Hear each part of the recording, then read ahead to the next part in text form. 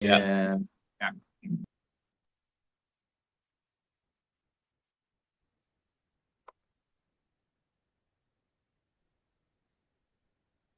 Good morning, everyone, and thank you for joining this Jus Laboris webinar. My name is Alessia Perez, and I will be facilitating the session for you today.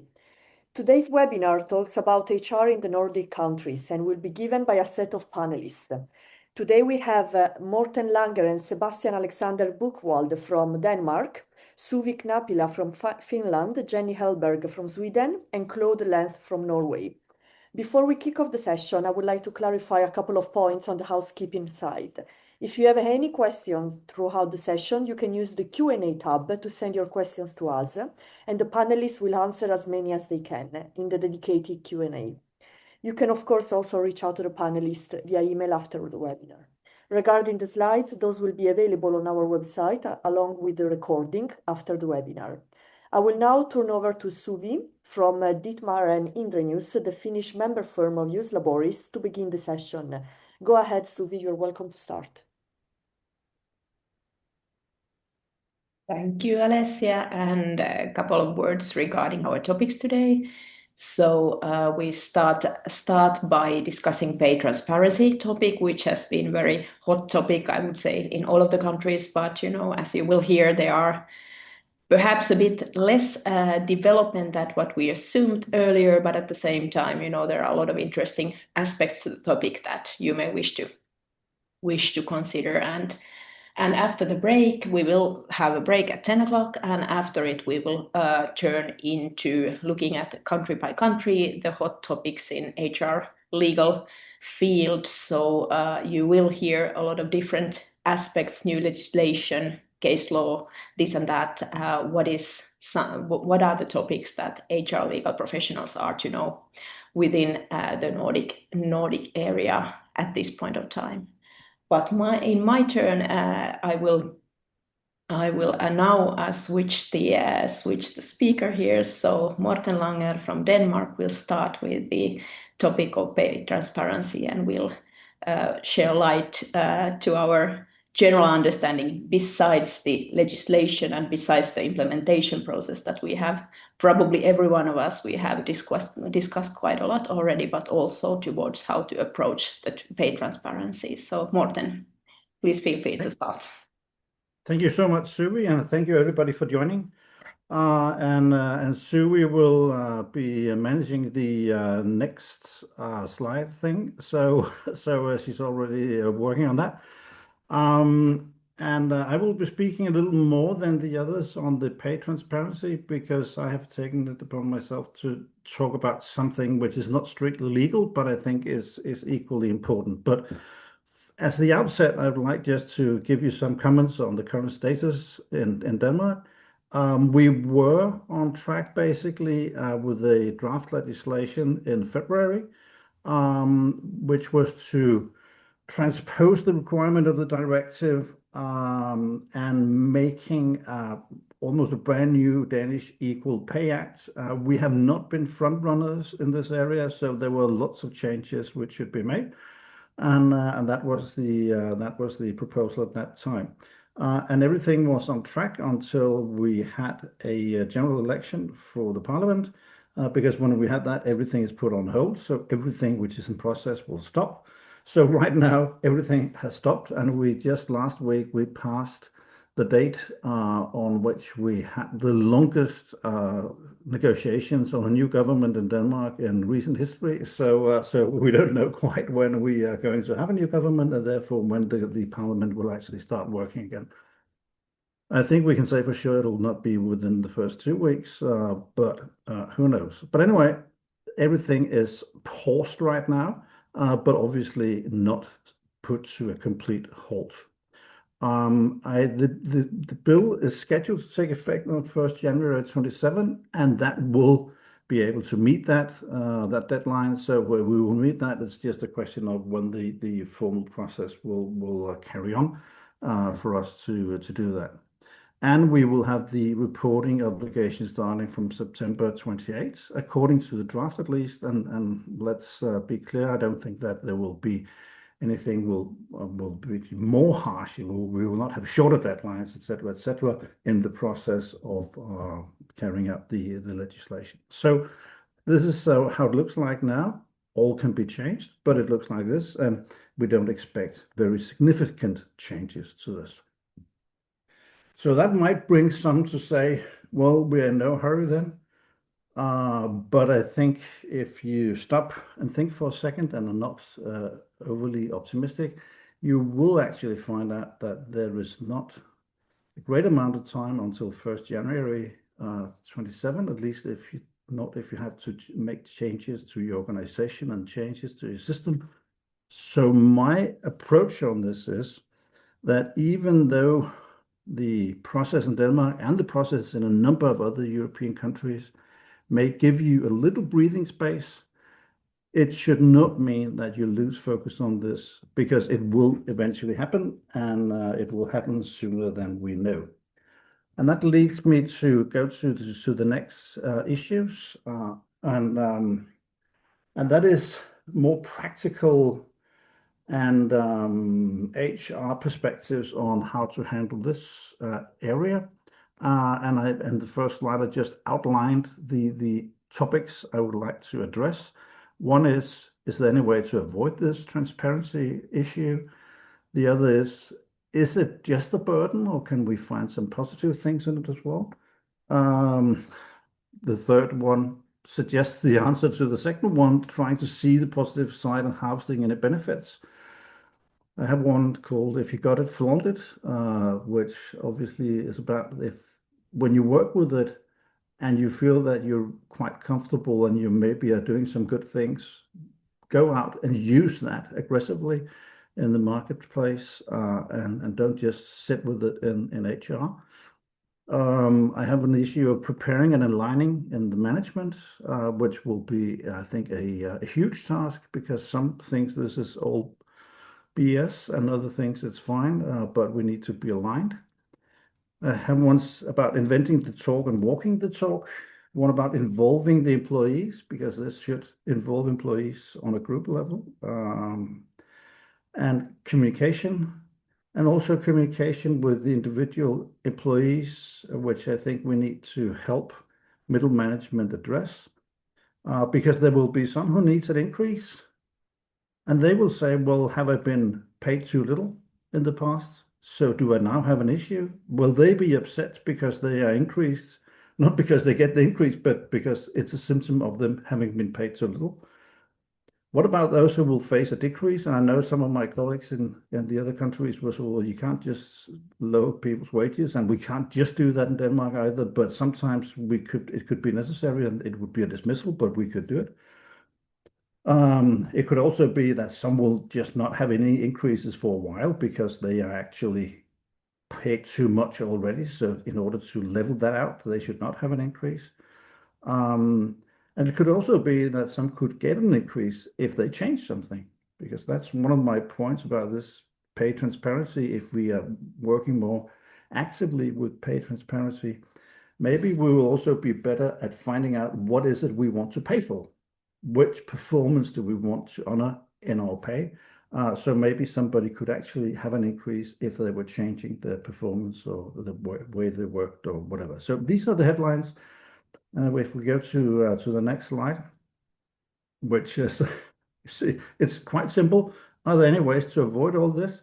And the answer is no, because it's coming. It may come with a short delay, but it will be coming.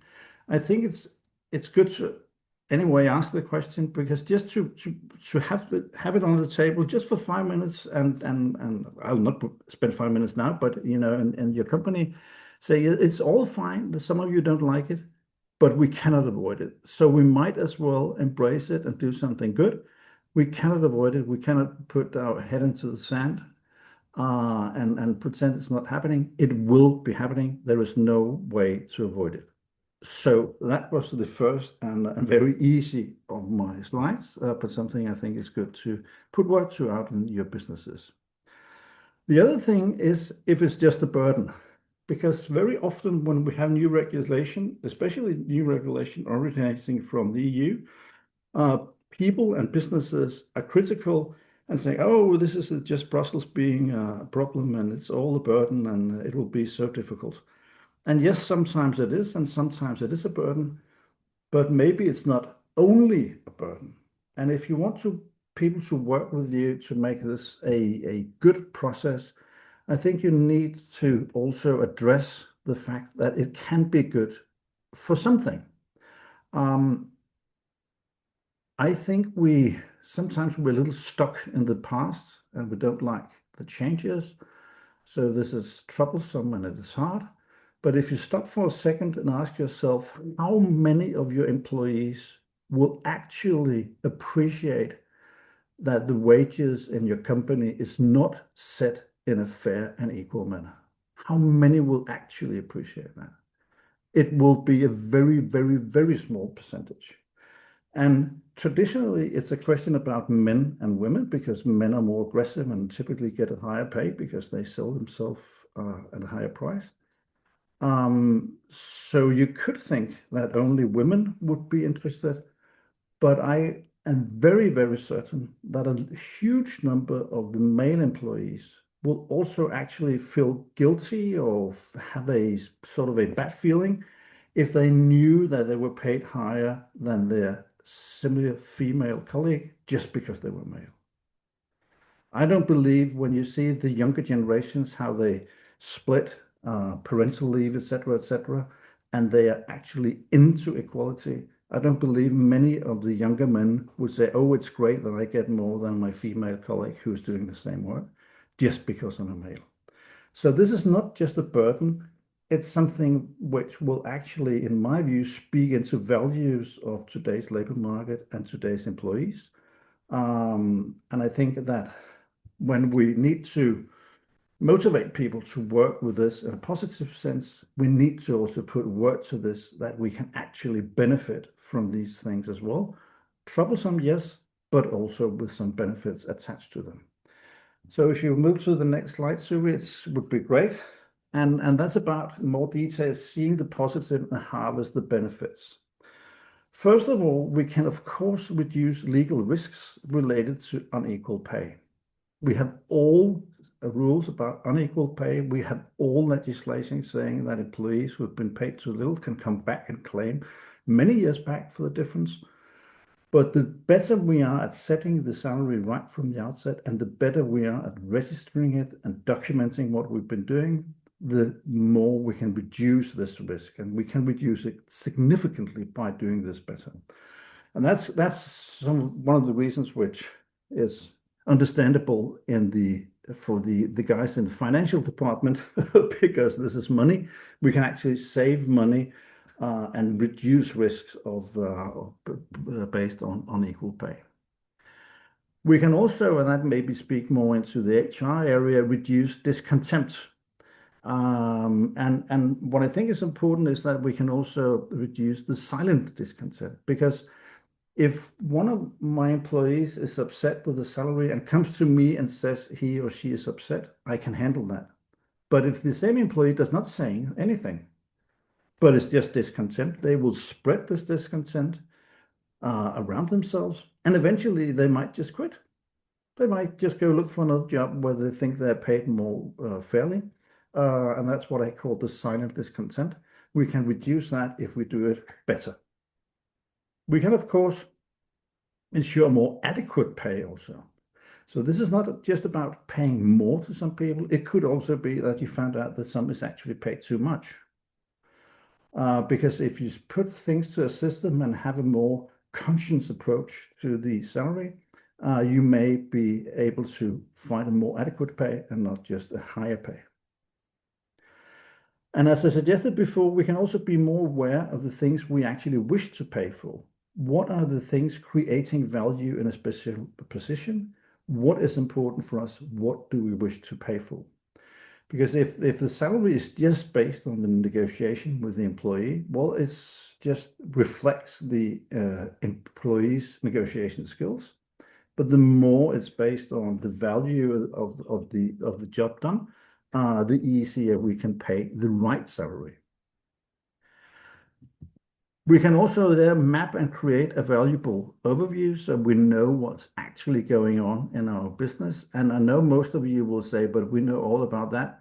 But those of us who work with due diligences in business transactions will know that in many cases there are lots of questions that cannot really be answered. If you ask why is this employee having these terms, etc., nobody really knows. It's just tradition.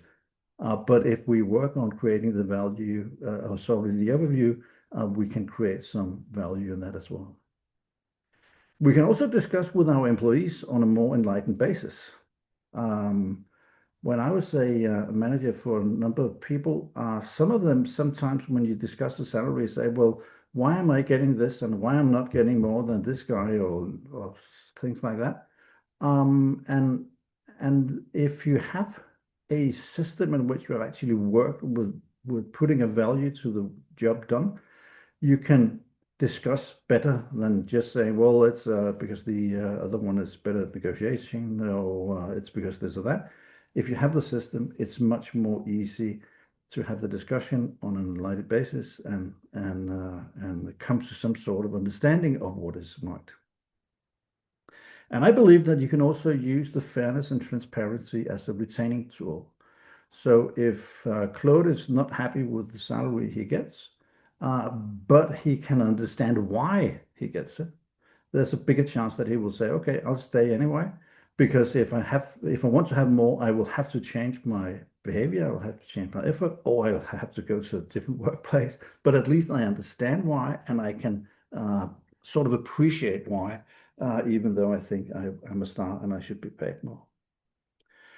I think we can also use it in attracting and retaining the right people, because if we use it from the outset and are very explicit about it, we will be creating a place where people want to work.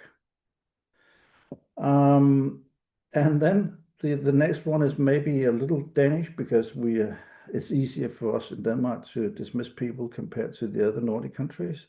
But my point is, if we have someone where we can see we cannot meet the expectations, there's no way we can meet the expectations within the limits, maybe we should say to them, go find another job, because it's perfectly fine you want to earn more money, but you cannot do it here. We cannot ever meet your expectations, so go do something else. And in this system, we can also then provide middle management with guidance. They can better understand what their limits are when they're negotiating the salary with certain employees. So that's something about the positive and harvesting the benefits. And if we move on to the next slide, I say, if you got it, flaunt it. We cannot avoid it, so we might as well embrace it. And I think we should take ownership of this. If we're not enthusiastic, we should at least pretend to be enthusiastic, because there's no way around it anyway. So present it as a benefit to the business and the employees. And that's also one of the reasons why I think we should work with this actively now, and we should not wait for legislation to forcing us to work with it. Because if we wait until legislation forces us to work with it, it's pretty clear that we're just doing it because we're forced. But if we move on and maybe be some of the first movers, or at least not the last movers, it will be more credible that we actually are doing this because we think it's the right thing to do. So when you once feel that you have this sort of under control and you know what you're doing, speak about it, write about it in your internal policies, and make it a thing in the company that you are working actively with this.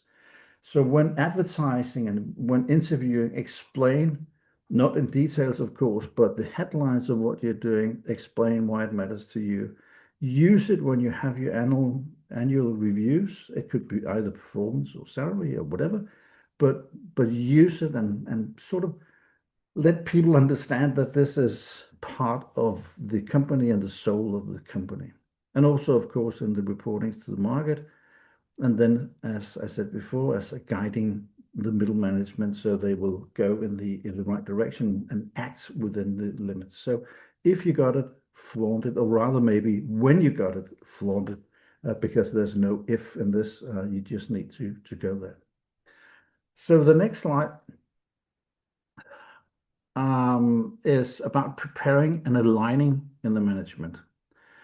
because it's very, very important that everyone in management must know your system and approach. They don't have to like it. They certainly don't have to love it, but they have to know it. And they must all be, as I call it, sworn in, and they need to be some sort of ambassadors for the system you end up choosing. Because there's nothing which can spoil a new initiative as middle management, or even worse, top management, bad-mouthing it and not trying to live it. So you need to make a system and an approach which is understandable and to which you can swear people in. It's essential that you have a uniform and consistent administration, and you must claim that from your managers that they need to do that, and no sourpussies who walks around and say this is just the EU and that's top management, or this comes from Brussels or from London or wherever your headquarters are. Just ask everybody, demand from everybody that they support your work with this. And you should not, when doing that, expect everyone to just be in sync. When you have worked with this for hundreds of hours and set up the right system, you know it by heart, you know what the intention is, you know what the content is, but there will be a lot of people who don't know that and for whom it's a new thing. So you should speak about it, you should discuss it, you should put up small seminars with the managers, whatever, but make sure they get some reasonable level of understanding and don't assume that they know what you know. So you should obtain, as I said, understanding and commitment, and you need to be very, very clear that this is the way we're doing it, and everybody is expecting to support it, whether they love it from the outset or not.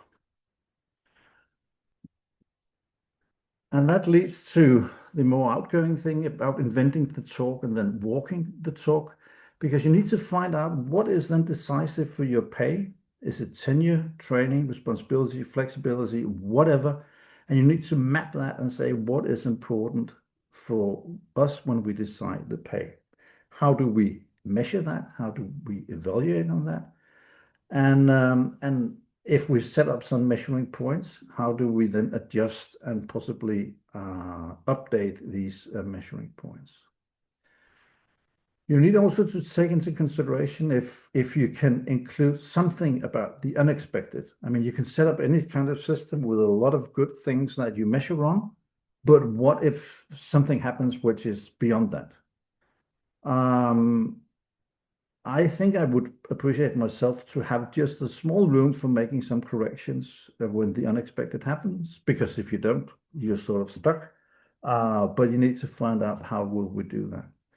And how do we then ensure consistency? Because very often, we see it also in collective dismissal processes. The middle managements think that their employees are the best and the others can dismiss.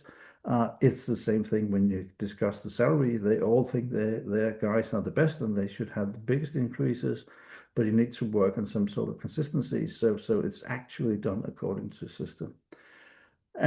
And related to that, you also have to decide how do we follow up. And you need to follow up, especially from the outset, finding out that everybody is in line, or how to get them in line if they're not. And if somebody's then complaining or being discontent, what will we do about that? I'm not saying we should all have an ombudsman in every business, but we need to have some sort of idea how we'll deal with people if they are not happy with what we've been doing. Leading to the next slide, about involving the employees as a group, sort of on a collective level.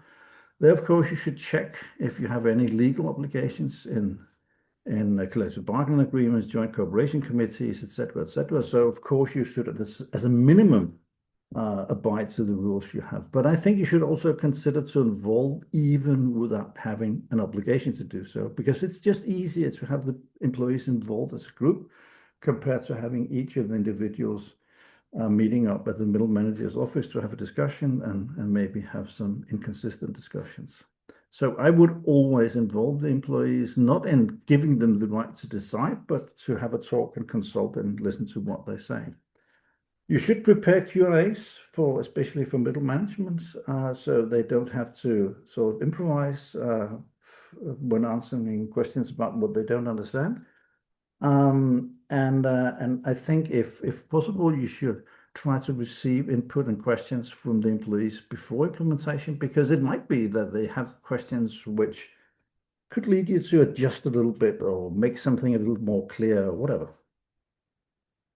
And then, of course, you should do the boring legal stuff also, which is to consider what we now do, will that have any influence on individual contracts? It could be contracts with automatic increases or whatever. And they could be a problem if they are resting with an individual who gets too much pay already and is promised some percentage raise every year. How do we make that work?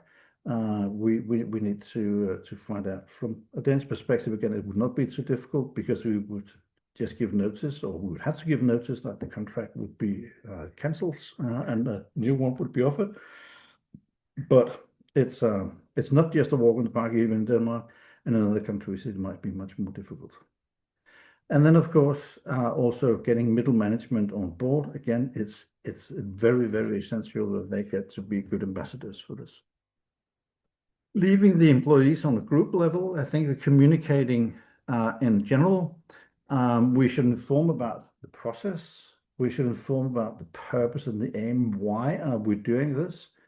We should also be honest in informing about the possible implications, being frank about that this can mean that somebody will not get an increase for the next 5 years, for instance, if that's the case, or they will not get an increase based on their present performance or whatever. So I think we need to be frank on that, because the majority of the people we employ are not stupid, so they will find out anyway. So it's better for us to address this up front compared to pretending that nothing bad can happen to anybody. And that goes to the next thing about highlighting the values and the benefits, saying, well, so this is what we see as benefits from this. And please don't explain this with new rules. Explain it as something we're doing because we can see the benefits of it.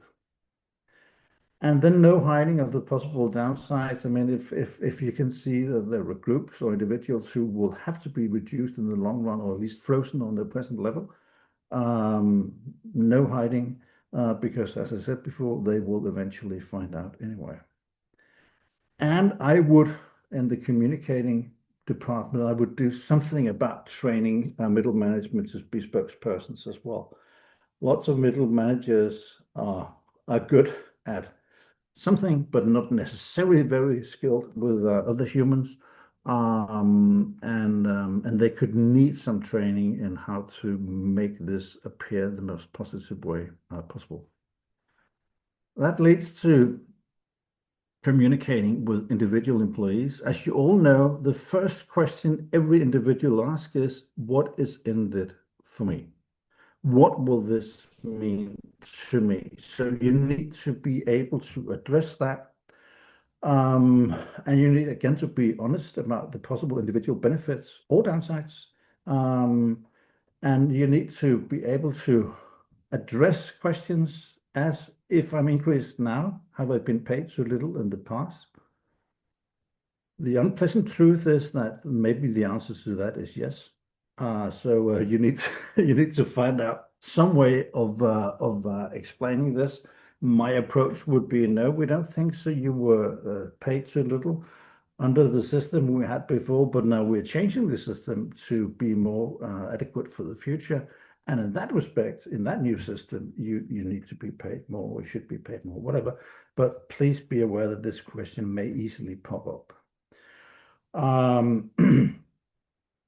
And those who we will no longer be paying too much, those who will not increase as they did before, or may even be decreased, how do we motivate them if we can? Explaining to people what are the decisive factors going forward. So first of all, you establish some ground of common understanding, but also so that people will know what they can do to increase their salary. Because if it's about training or whatever, they might suggest, well, I would love to take this or that course, or I would love to do this or that, or I would love to work night shifts, or whatever it takes to get the higher salary they are aiming for. So be clear on that. You will also have sometimes people asking the question, why am I paid below average? And you should have a clear answer to that and an honest answer. And sometimes the honest answer is not very pleasant. It may just be that you're not as efficient as the others. You're not as good at this or that as the others. But please be prepared to give an answer, because if you don't answer it, that will be the worst situation, because then the employee will think that they are treated badly for some reason. They might not be happy when they get the answer, but no answer is worse than a negative answer in that respect. You will also meet those who say, why am I only paid the average when I shine so bright? I'm such a good employee, so why don't I get more? And you should be able to answer that. I had a talk with an employee once who said, we still have a band under which you can place a lawyer, 3 years of seniority, whatever, in a certain band.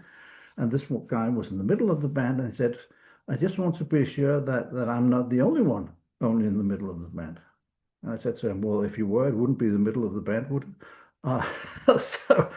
But anyway, it was just to say that somebody was paid what they could expect to be paid, but was still uncertain whether they should be happy or unhappy about that. And it was not big numbers, it's the feeling of being paid less than the others, or the feeling of not being paid more, even though you think you should be paid more than the others. You need to be able to address that.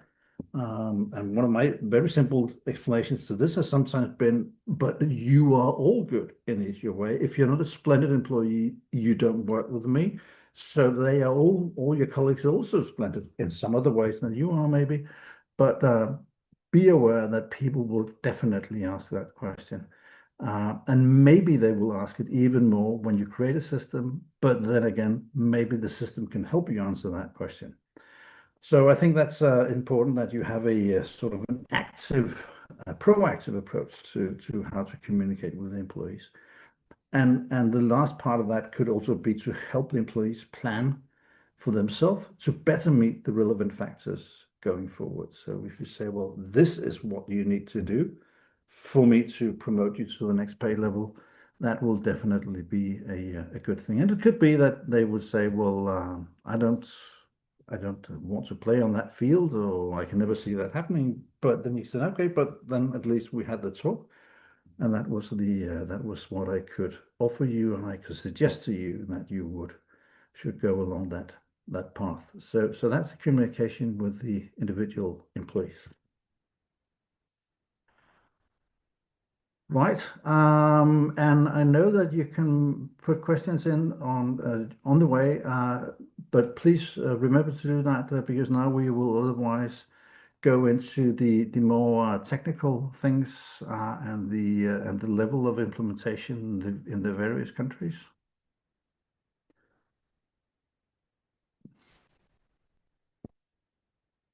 Not much pops up, so maybe we should move on. Anyway, you can always return with questions or comments later on. Very good.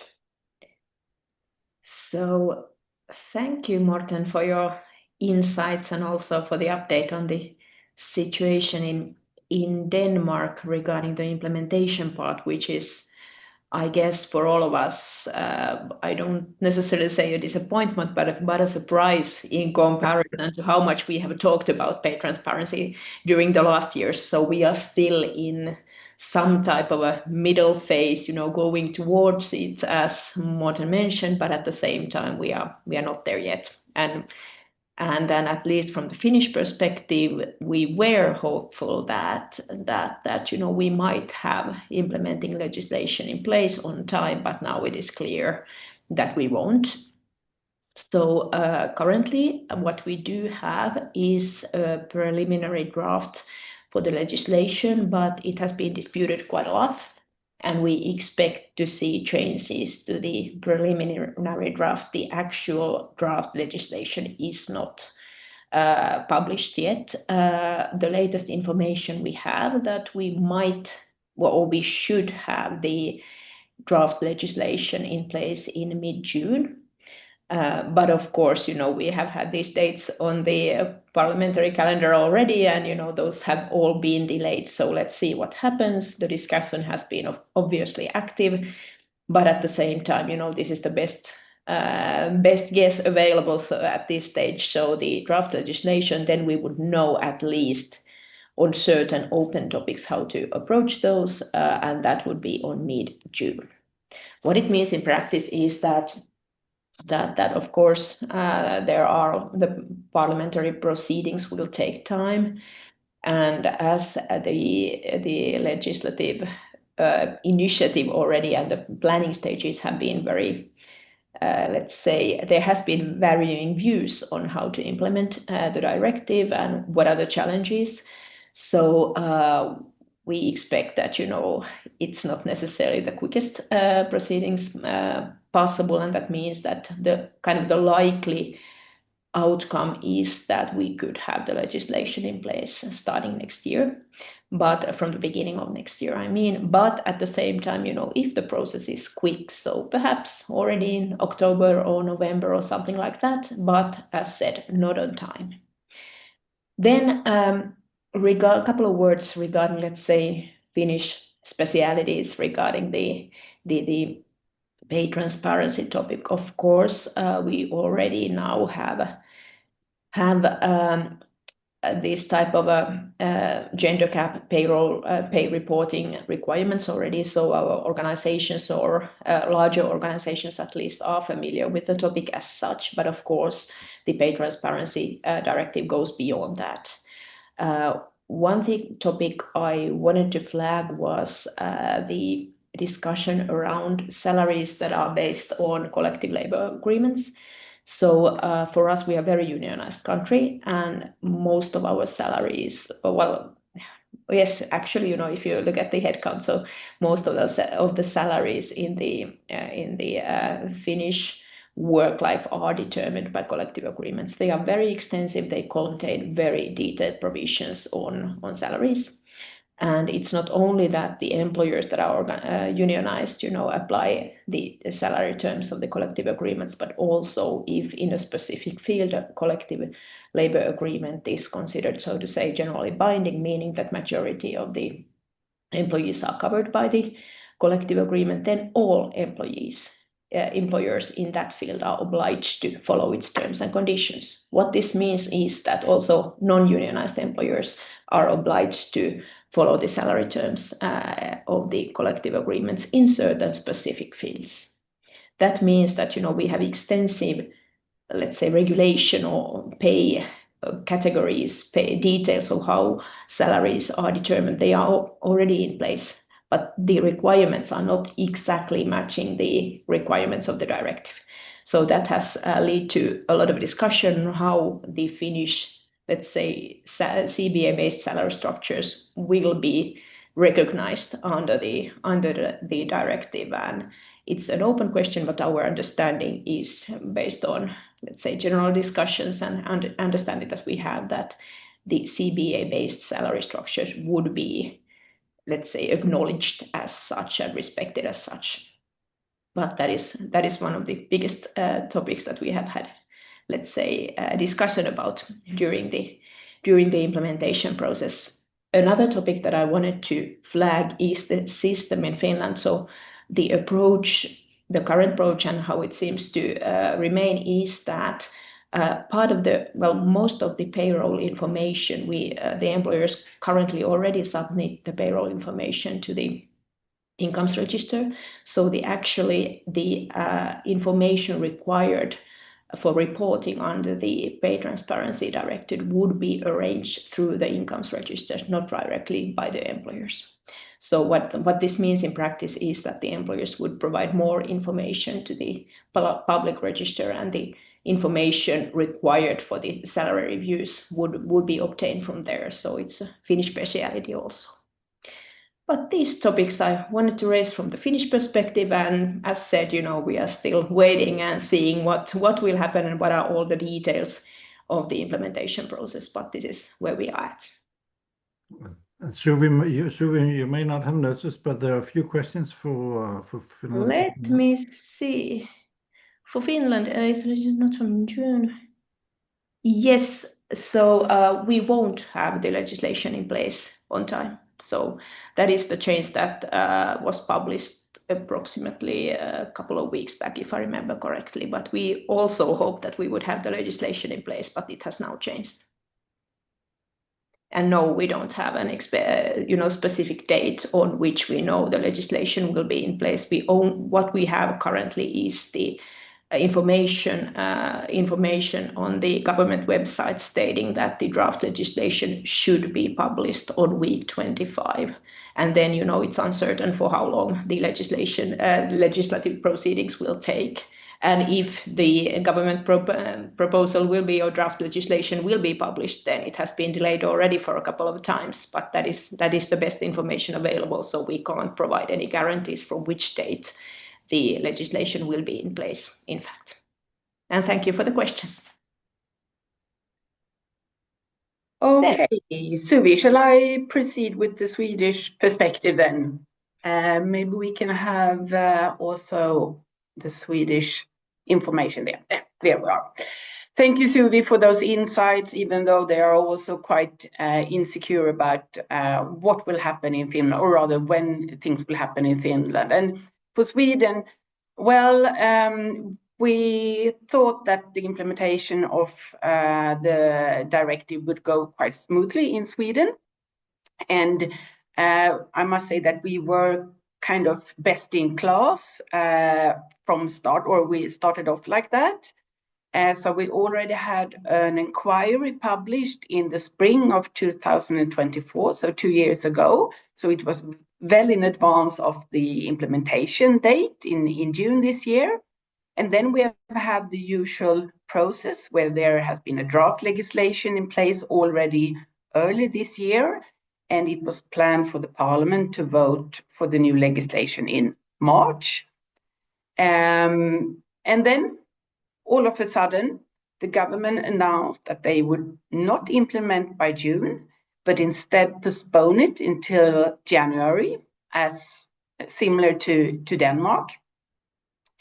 And I mean, that was in line with what I can see in many other countries as well, even though that is late. But then, however, only a few weeks later, in March, end of March, the government announced that they will not propose any legislation at all implementing the directive. And instead, they called for a renegotiation of the directive. This came as a great surprise, I would say, for all of us in Sweden, but also from our colleagues around Europe. And why did the government come up with that? We're not sure. The arguments they gave, it was that it was too administrative, burdensome and complex to introduce it. It was not in line with and a bit undermined the Swedish labor market model. Also echoing a bit what Suvi said about the salary levels in CBAs in Finland. We do have salary levels also in Swedish CBAs, but those are usually minimum salary levels. But still, there are also some aspects, as we are also heavily having collective bargaining agreements in Sweden, that is not directly in line with the how we consider payment of salaries in Sweden with the directive. So, but what the government also said, that it's not good for gender equality to introduce these kind of regulations that do not fulfill the purpose in an effective way. Okay, what does that mean? We were quite puzzled, all of us. And what will that mean for the regulations in the directive? Because we have a directive which is supposed to be implemented by June this year. I cannot really tell. I have tried to find out. and my sources, they are completely silent, so I cannot get any insights either. But what I suspect and what people in Sweden also believe is that there has been lobbying from the employers' organizations in Sweden about this. And we also have a general election coming up in Sweden in September. So these might be the reasons behind that actually the current government, they do not want to push these things on just a few months before the general election. That might also be because they are not the expected winners of the general election either. So they might try to get as many votes as possible among employers, I assume. So that's the situation at the moment in Sweden. We don't have an expected date of the implementation at all, if ever this is going to be implemented. But with this said, we should not forget that we have gender pay legislation in Sweden since decades, and actually since 1994, so for more than 30 years, where all employers within the public and the private sector, they shall annually survey and analyze pay differences between women and men. And if there are more than 10 employees, also documented in writing. So the Swedish regulations, they have to some extent also been the role model for the regulations in the directives. So we have a little bit of the similar legislation already in place, similar to the directive. That being said, of course, there are some additional elements to the directive that also needs to be updated from a Swedish perspective. So this doesn't really change for employers. You still need to do what you're supposed to do according to the Swedish legislation. And in my opinion, the current Swedish government's position on this will not stand. That we, as also Morten said, we can expect an implementation sooner or later. And therefore, the advice is to continue preparing also in Sweden as elsewhere, because this will come to into effect. But for the time being, as for many countries in Europe, we will also see that in a few minutes as well. This might not be in time for the expected implementation date, but sooner or later. I think that was it for Sweden. And I leave the word to Claude. Thank you very much, Jenny, and thank you for your insight. Well, it is quite similar situation for the time being in Norway as well. We have no draft legislation. I'm not sure we were best in class, but we had a position paper back in 23, 3 years ago. But since then, it has been quite, the process has been quite standing still, at least officially, in Norway. So the Norwegian government acknowledged that there will be some need for changes, adjustments in current legislation in Norway due to the directive. But we don't know anything yet. Nothing has been published, nothing has been commented. So when it comes to the expected time of implementation, that's even more difficult to predict. But our assumption is that the recent delays that has been decided then from Denmark and Sweden, that is something that Norwegian government also will most likely follow and monitor. So for the time being, we have not much to say from a Norwegian perspective when it comes to the Pay Transparency Directive. But having said that, it's not a question of if it will implement it, it's a question of how and when. So exactly the same as in the other countries. So what Morten presented for us today is definitely relevant and something that we at least recommend our clients to start this process. And Norway, we also have gender pay gap reporting, publishing obligations already according to local legislation. Not that extensive and old legislation as in Sweden, but still, we have had well, since 21 obligation to map and report gender pay, and also an obligation to publish this, so official information accessible for everyone.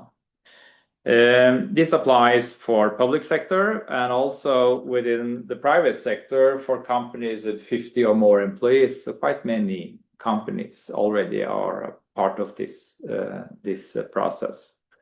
So best guess is that it will be more of the same. And of course, we have shared the same anti-discrimination legislation as in the other Nordic countries and in Europe, and that is of course also a part of this. So nothing is new, but it will be more of the same. I believe that's what I have to share from a Norwegian perspective. Let's have a look then how it looks like in Europe, in the EU. What you are looking at now is a map that we have. It's updated approximately mid-April, and it's a map that is currently published on Juslabor's websites. We have several of these maps monitoring implementation status for various directives. So this is for the Pay Transparency Directive. As you will see, there's not many countries at all who seem to will be managed to implement this within the expected deadline before the holiday kicks in, summer holiday. Apparently, for time being, only a few countries seems to be likely to manage this, and it's Cyprus, Latvia, Lithuania, Romania, and Slovakia. But what I recommend that you can log in and access this map, and it's updated on regular basis, and you will also find other maps, as I said, that could be useful for you to see how the directives are implemented and how the process involves in the various countries. We have time for some questions related to the topic that we have covered for now, before we will have a break. I'm not sure if there are any questions to share. We have also time to take questions later on also. But if there are no... Maybe, Claude, while we give people a chance to consider if they have a question, I would like to ask you a question. I think I know the answer, but just to have it out in the open. Even though in Denmark we don't know exactly when this will happen and exactly how it will end up looking, we believe that we're probably 90-95% sure how it will eventually be, and therefore we find it safe to say to people, prepare based on the directive, but don't implement until we know local legislation. I just wanted to ask you if you feel sort of the same confidence in your countries about how this will go. And I understand that in some of the countries you are already prepared because you've had a lot of transparency before. But how do you see this? How much can we prepare based on the directive, and how much do we have to wait for at least for the drafts? I can start commenting that from Norwegian point of view. Also, we don't have any details at all, official information, what to expect. But what we recommend is to start preparing based upon the directive and look how you have what is suggested on legislation in the other countries as well. It gives a quite clear way going forward what we should expect. But it's still a little bit challenging. But we believe that if you start working on this, most of the processes are more or less the same. The methodology is more or less the same. So I believe that following, for instance, the Danish legislation as of the suggested one, even though there can be changes there also, it's a very good way going forward. Yes, and for Sweden, I mean, as I said, we already have very substantial legislation on annual pay service, etc. So we are very much in place already, and we actually do have published draft legislation. Even though we cannot really rely on it, we can still have a glance at it to see what should be considered also, what is likely to be considered for Sweden going forward.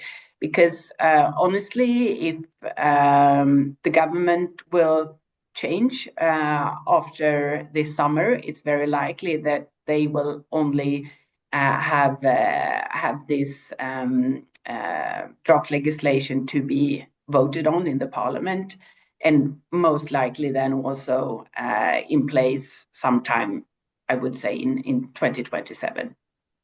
So for employers in Sweden, it's absolutely, well, you should already have lots of things in place, and with those adjustments needed, you can already have a glance at it. And continuing from the Finnish perspective, very much aligned with what the colleagues said here.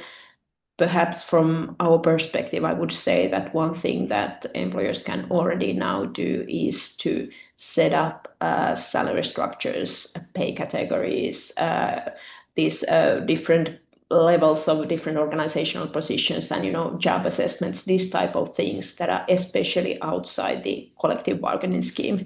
So, these are something that will be required regardless. So, you need to have a system where you categorize your work duties and the salary ranges and this and that. So it's something that, can and should be now already done now already, regardless of the reporting structure and this and that, regardless of the details, you need to be able to objectively justify for which reasons you pay which salaries and where the salaries are based on and how the different types of duties are categorized in terms of responsibility and all the other criteria set by the directive. So that is the addition to what the colleagues already said that, all employers can start doing already.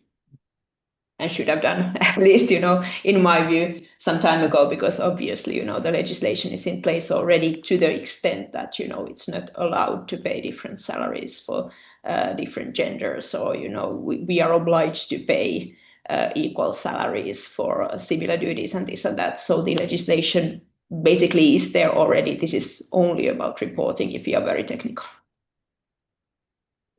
Yeah, and I thank you very much. And I think that these comments more or less answers question 3, which I could see in the chat, what we mean about continuing our work in line with the directive.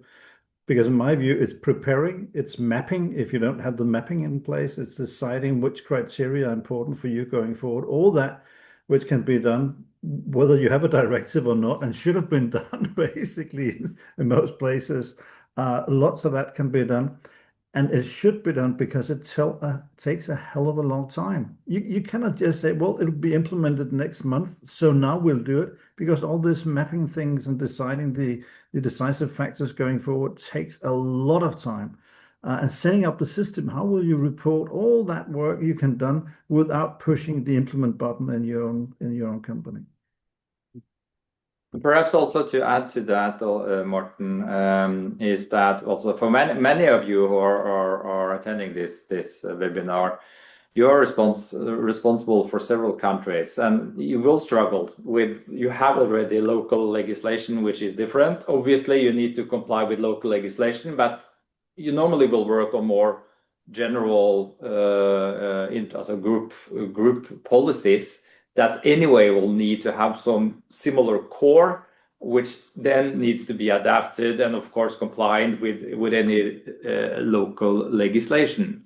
So that should be the same way of working also here. So I believe that is what we recommend, is that if Denmark is in your portfolio of companies and they are first country out with some local legislation, you will normally look to Denmark then, or to Sweden. But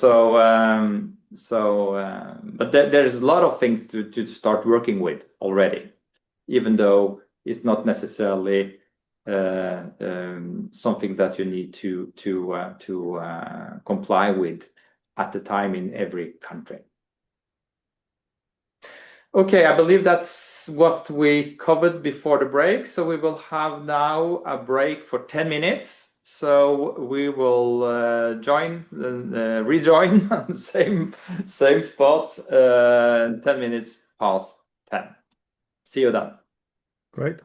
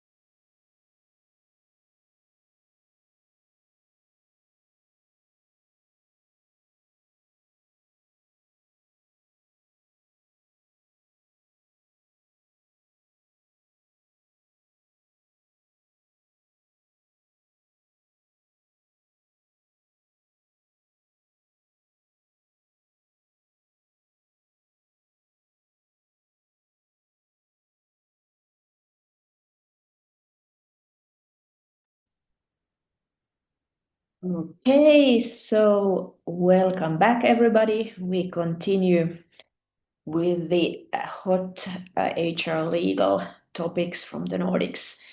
And already now I'm happy to tell you that we have decided on a date for our Nordic seminar.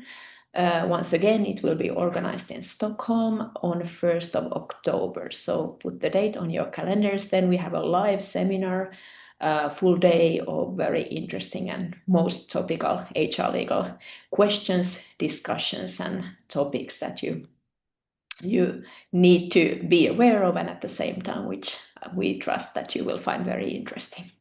So I already know, so flagging the date. So it's 1st of October, but you will get invitation and the program and all the relevant details later on.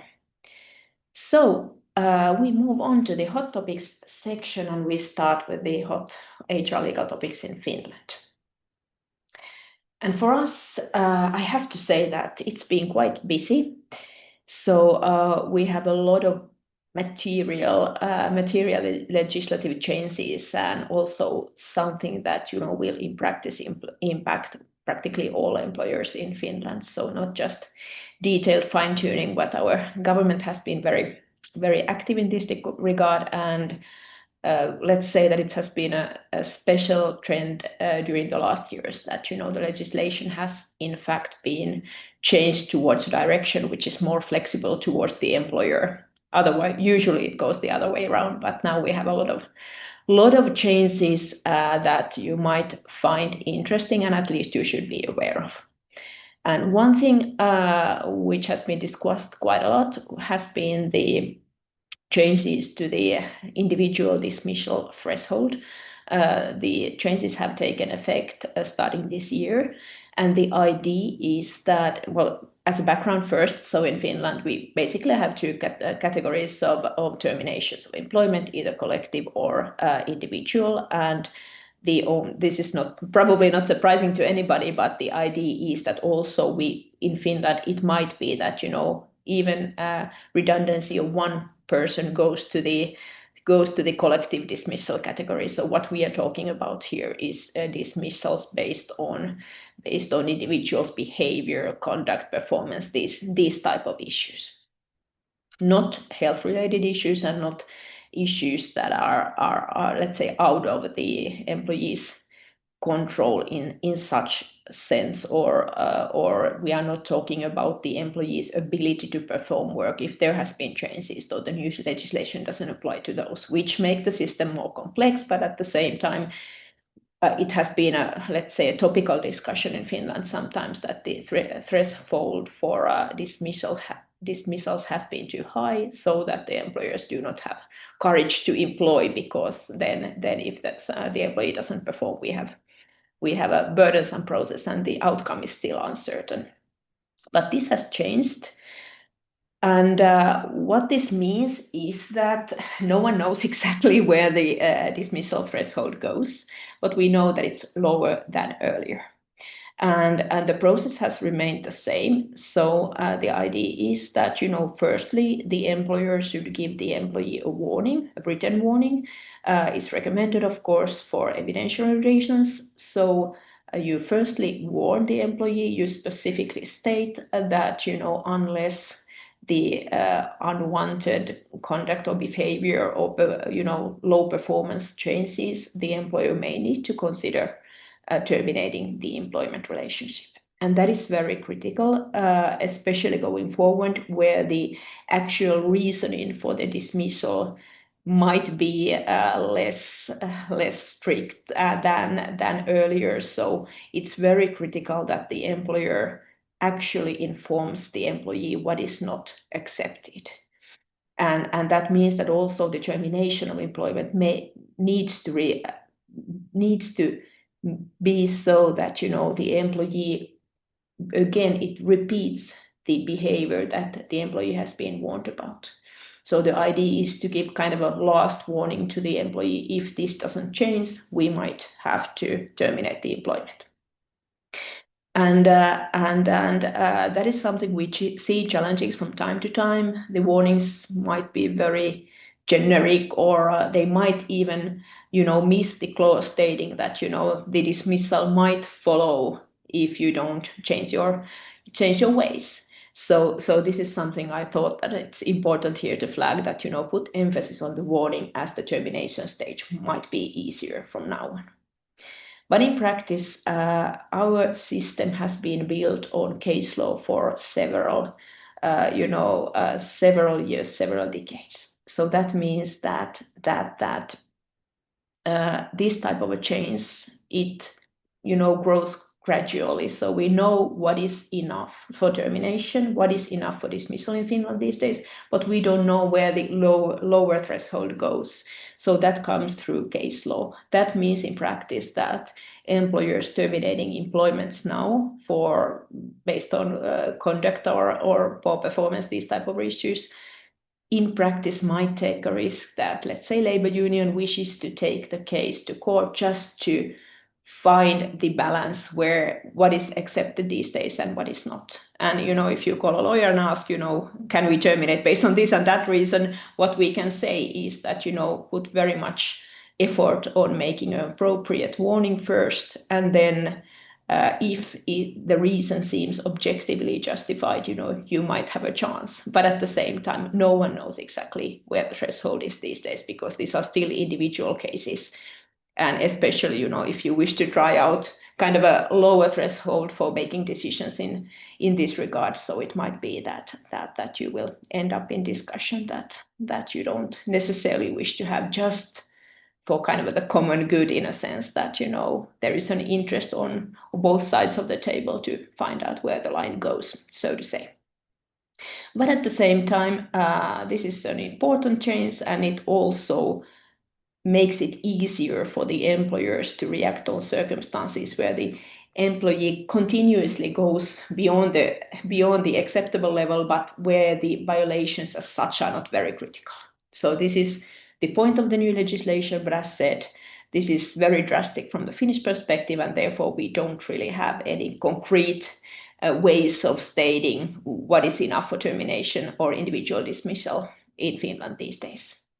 At the same time, there is a lot of discussion of what this means and whether, how your face looks like. Does that imply that, you might get terminated more easy, and, whether the employer likes you and this and that. These type of discussions we had a lot before the legislation came into force. Obviously, this is just a subjective view, but as it seems, at least from our perspective, is that, no one still wishes to terminate any employments for fun or, just because they can.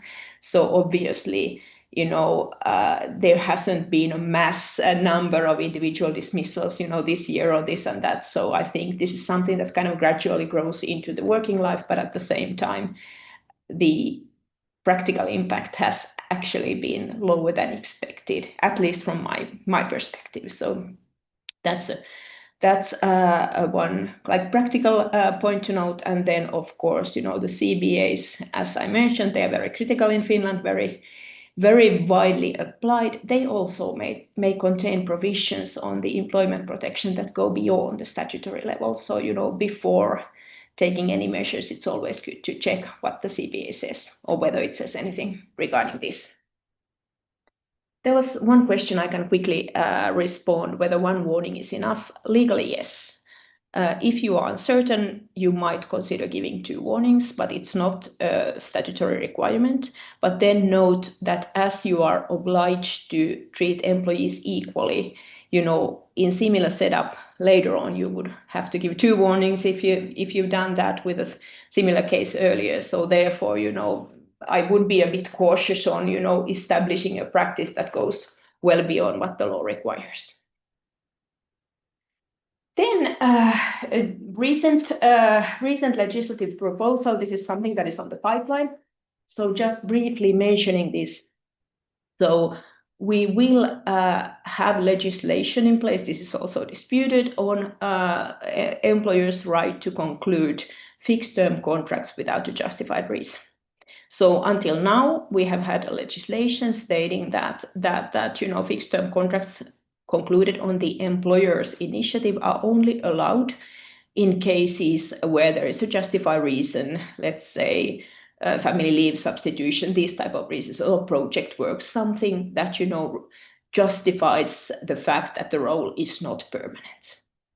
Now we will have, at some point of time, the legislative timeframes have changed recently, and we are just expecting this. This should have taken effect starting April. It didn't, but we have a legislative proposal now, and it's on the process. So after a few months, perhaps, it would be possible to conclude a fixed-term contracts for a period of 1 year without any justified reason assessment. But there are certain pre-requirements for that, so you can't repeatedly use this agreement. It requires that you haven't as an employer, you haven't concluded any employment contracts with the individual in question for the last 5 years. You can't renew the agreement or extend the agreement, or obviously, all the discrimination clauses still apply.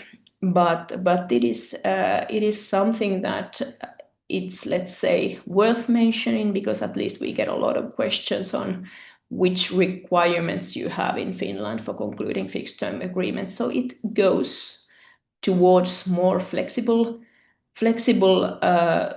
approach, I would say, but at the same time, given the limited scope of the legislation that is being proposed now, so probably this won't change the market practice in very significant terms either, but just for you to note, and there might be practical reasons where this is required, and especially if you're somewhere in the borderline of concluding a fixed-term contract or a permanent contract, so this might make the recruitment decision easier rather than taking leased employee or using EORs or something like that.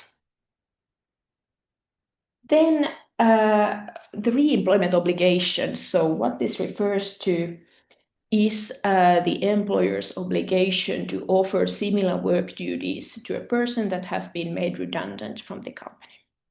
So previously, it has been so that the re-employment period is 4 to 6 months, depending on the length of the employee's employment, and provided that the employee has registered as a job seeker and the local employment office. Now it's required. It's proposed that this obligation will only apply to employers employing at least 50 employees in Finland. So the smallest employers would be exempted. And also, it's worth noting that this is per company, the threshold. So if you have a number of smaller companies in Finland, so then you probably would be exempted from this obligation too. Then just as a quick note, so also relating to fixed term employments mostly, so to add to your policies and practices. So if you employ fixed term employees, and if you become aware that the fixed term employee is pregnant, so then in that case, or family leave related reasons, but usually this in practice most likely would refer to pregnancy. So then you are obliged to give explanation to the employee why the fixed term employment cannot continue. So again, it's a detailed requirement, but at the same time something that should be included on the kind of the daily procedures and HR procedures that you have.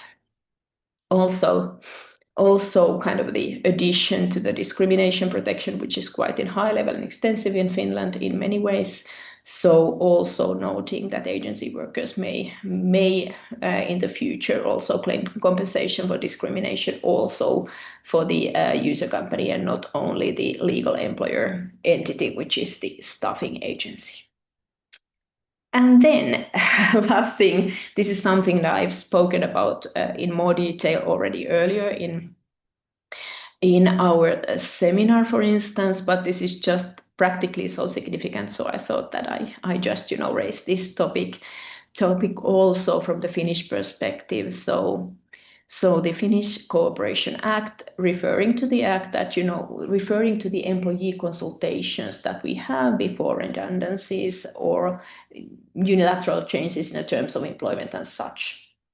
That has been changed too. Also the again, the employer's obligation have been made easier in a way. So first of all, the threshold for application of the law has in most cases been increased to 50 employees. Earlier it was 20 employees, so that's actually quite a drastic change. Many employers, especially employers operating in several countries, we have a lot of like small entities, small satellites in Finland, so to say. So many of them are now outside the cooperation obligation, meaning that it's not mandatory. Of course, you can consult the personnel if you wish to, but it's not mandatory for employers employing more than less than 50 employees. There are certain exceptions to this rule, but this is kind of the main rule. Then you could ask that, what happens if you don't consult, if you are not under the obligation, what you do if you have a case of redundancies. That's actually quite a straightforward discussion with the employee in question. No formalities there, as long as you have had the talk, but no consultation periods, no these type of obligations if you are an employer under 50 employees in most cases.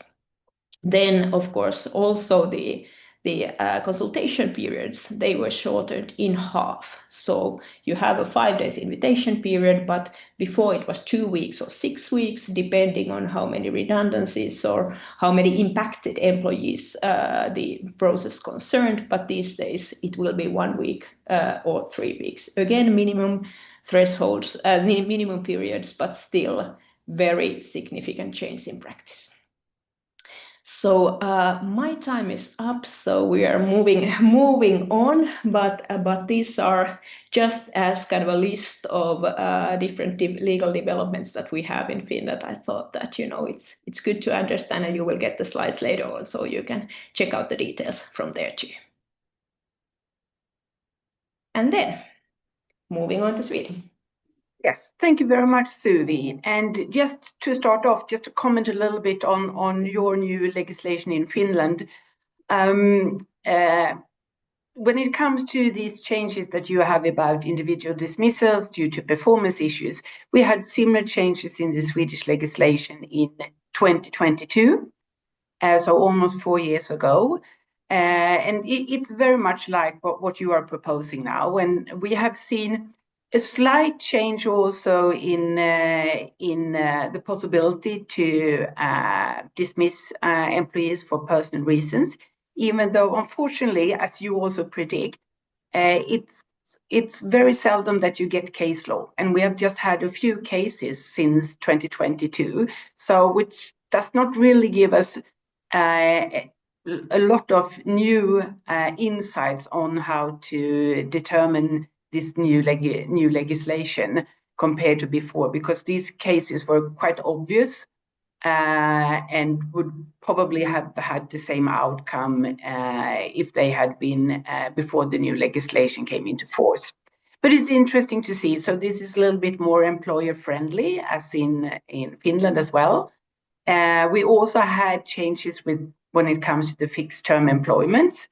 We used to have, but that is less favorable for the employers. We used to have 2 years of fixed term without giving any specific reason for having them. But that was also changed at the same time in 2022 to only 1 year. But then also similar to what is now in place in Finland. So this is also an interesting aspect that sometimes we can see very similar legislation in all of the Nordic countries, maybe apart from Denmark. Morten and Sebastian, you're a little bit aside, but for Sweden, Norway and Finland, we're often quite similar, but still it is in the details, and that's why it's also important for us to have these webinars and also the seminar in Stockholm, that we will be able to provide you with all these differences that you need also to be aware of. Okay, let's move on to the legal topics that we have in Sweden at the moment. And I have to say that they are not as interesting as the ones in Finland. And I have been talking in several seminars that we have had before about the background checks in Sweden. And I think that is still a hot topic for many employers in Sweden, because in Sweden we have seen a significant increase in employers conducting background checks. It's both on candidates and also on existing employees.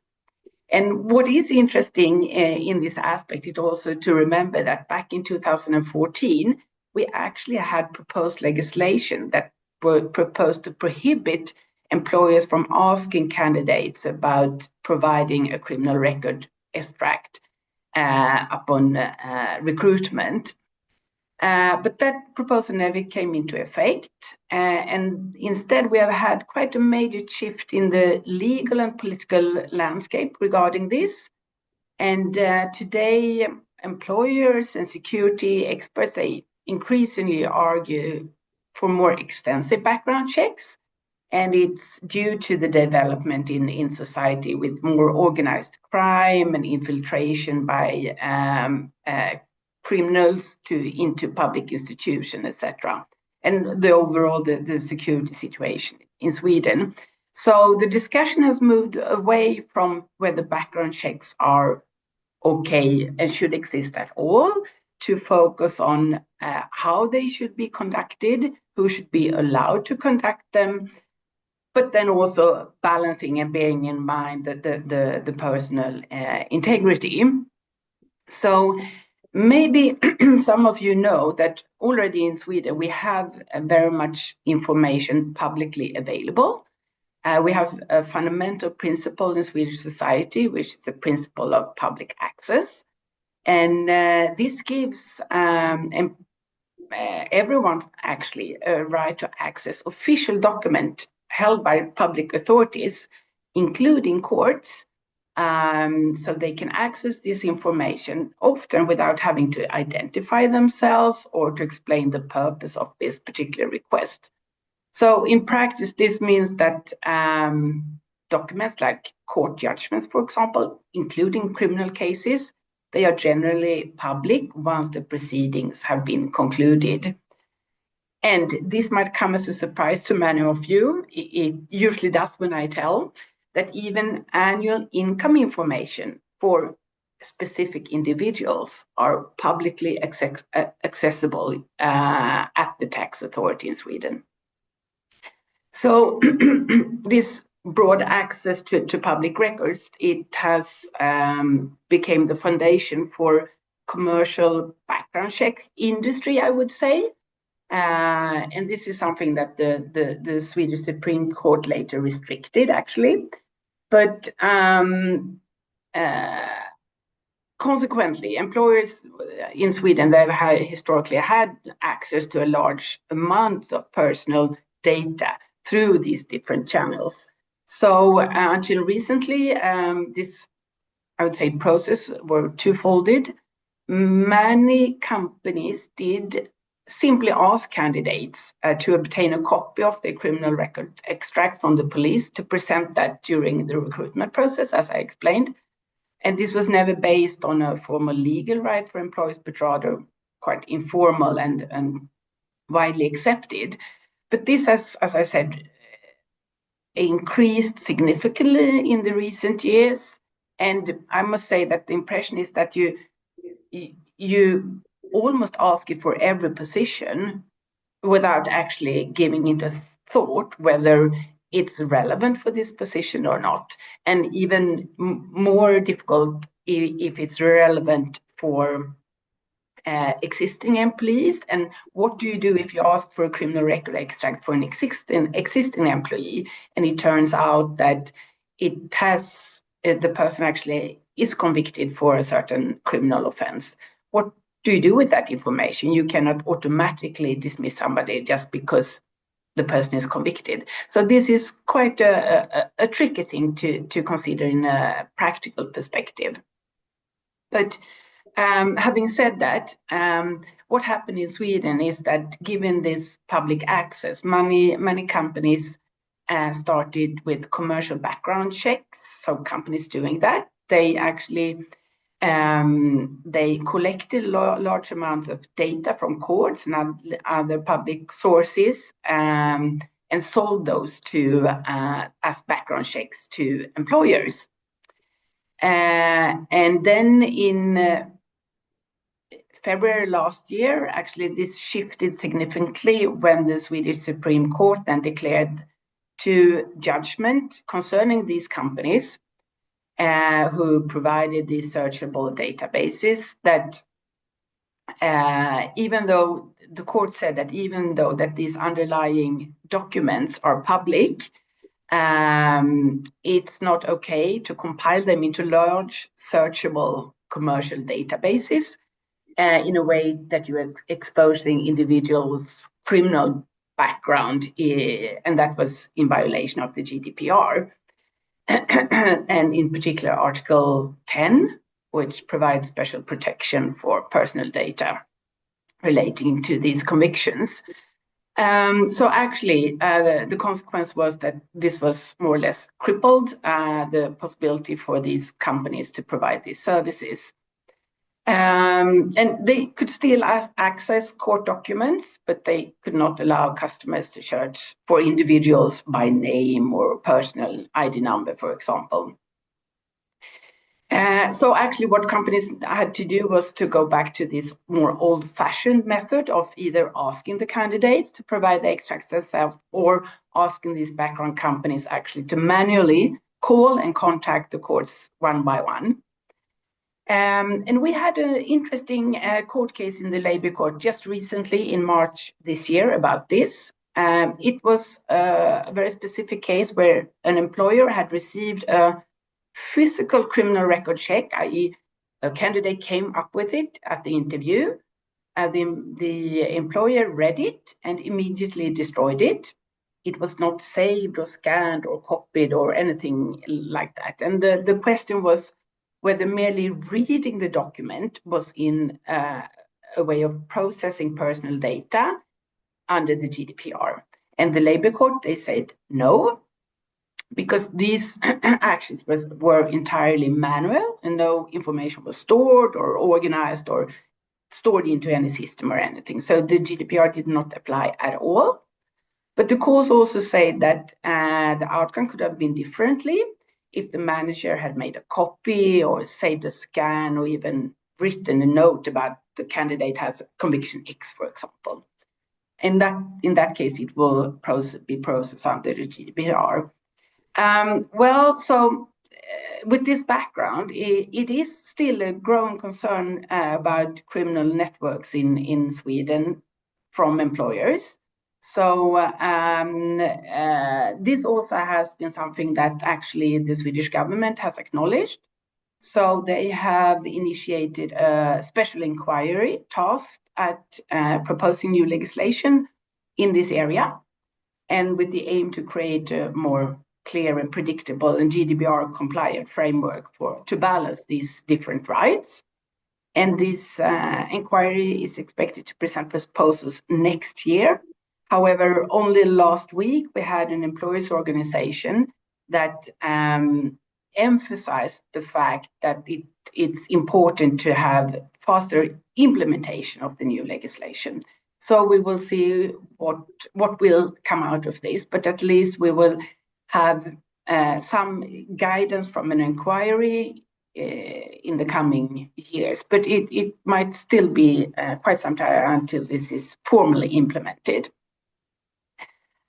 Just 1 minute to go for my 15 minutes about Sweden. So just letting you know that we also have new rules for work permits as from 1st of June this year. The main thing is that it's an increased salary requirement. So instead of applicants for work permits having to have a salary of 80% of the median salary in Sweden, it increases to 90%, which corresponds to a little bit over 3,000 euros per month. And this has steadily increased over the past years. Before 2023, we didn't have the specific threshold, which led to the fact that we had a lot of people on work permits on low salaries, as long as they were in line with collective bargaining agreements or the market practice. But whereas today it's a workforce being available for work permits who are more skilled, so no longer as many blue-collar workers as it used to be. But there are also certain exemptions for categories of employees that are in demand. And the government was supposed again to provide a list about these exempted categories before they enter into force on 1st of June. But unfortunately, we have not had that either.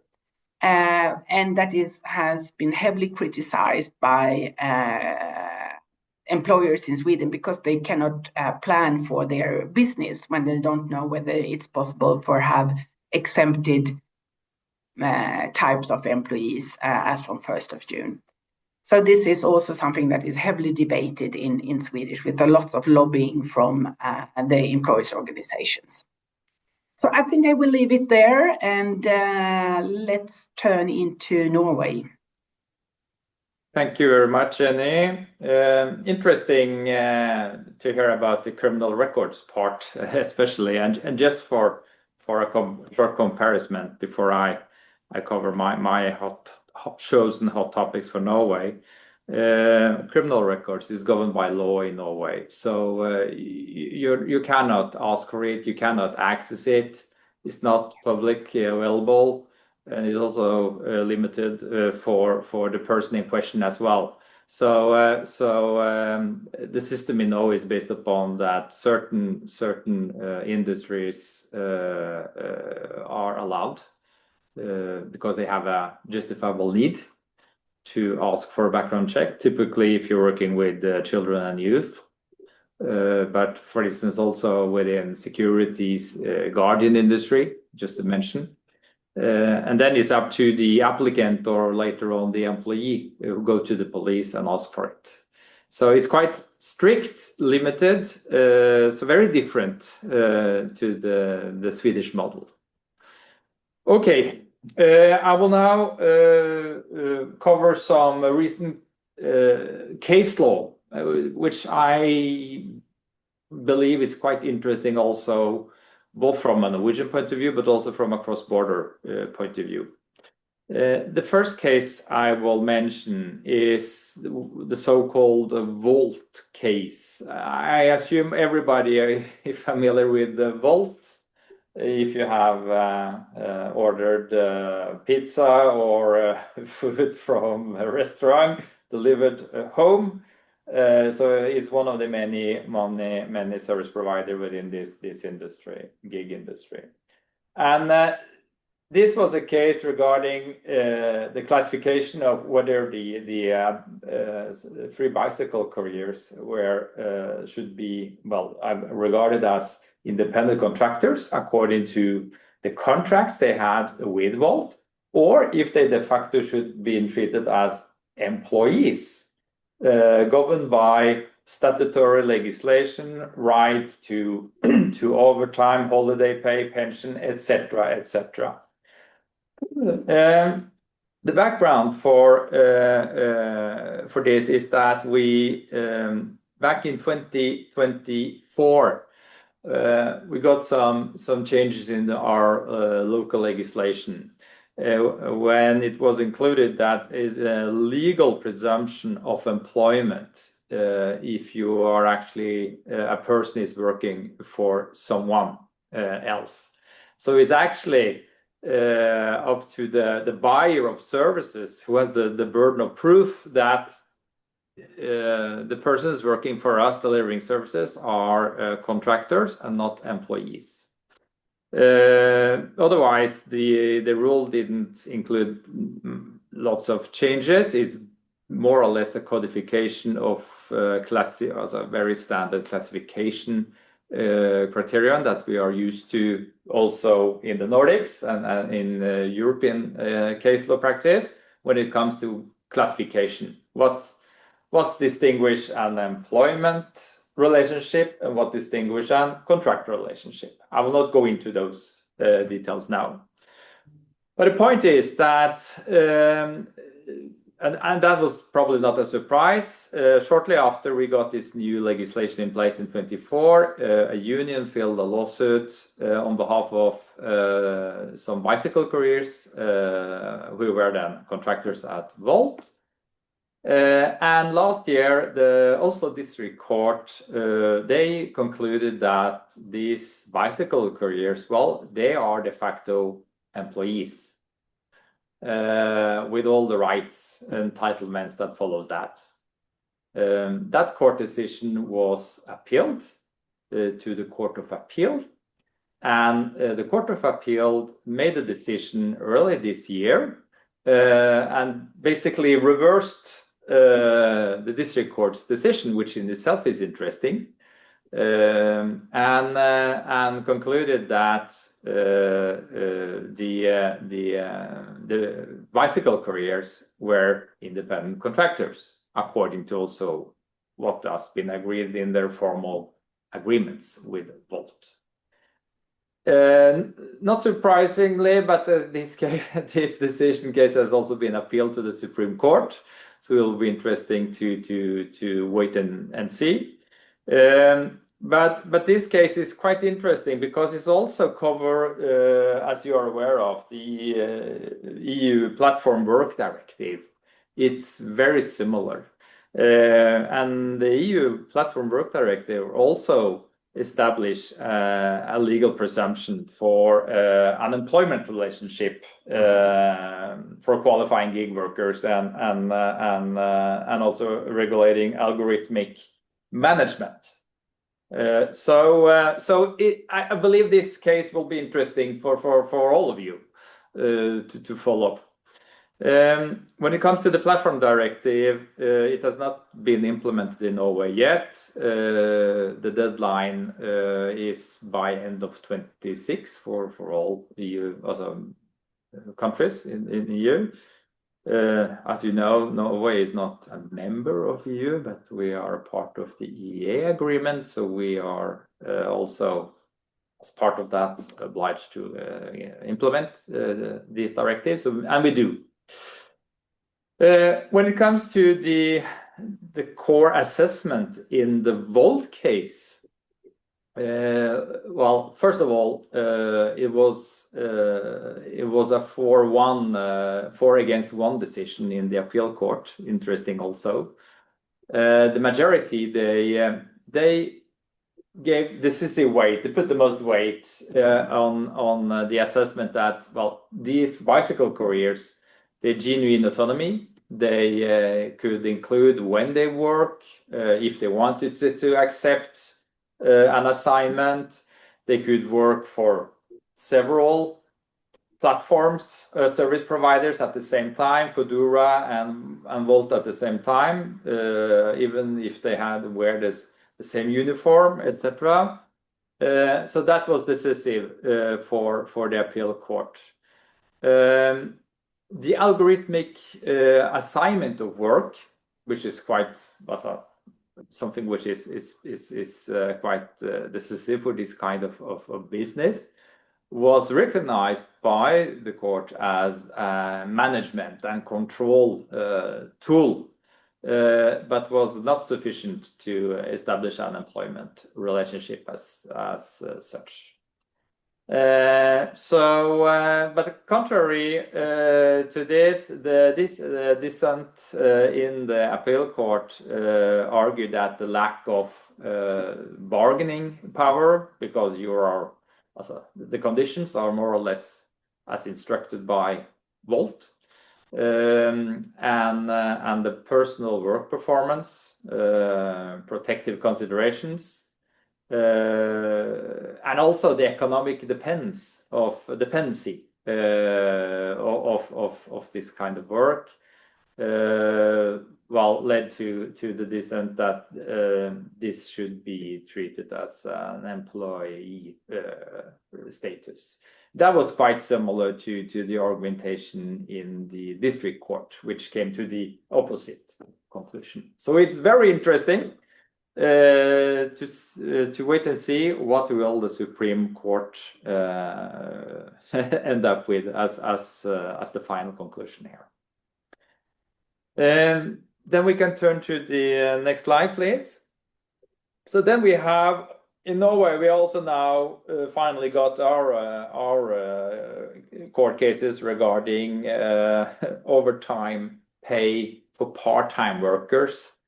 That has been a hot topic in many European countries, and I'm sure also Morten and Sebastian can comment on that as well. You have definitely had your part of it, and we have some also quite pilot cases, important cases from the European Court of Justice.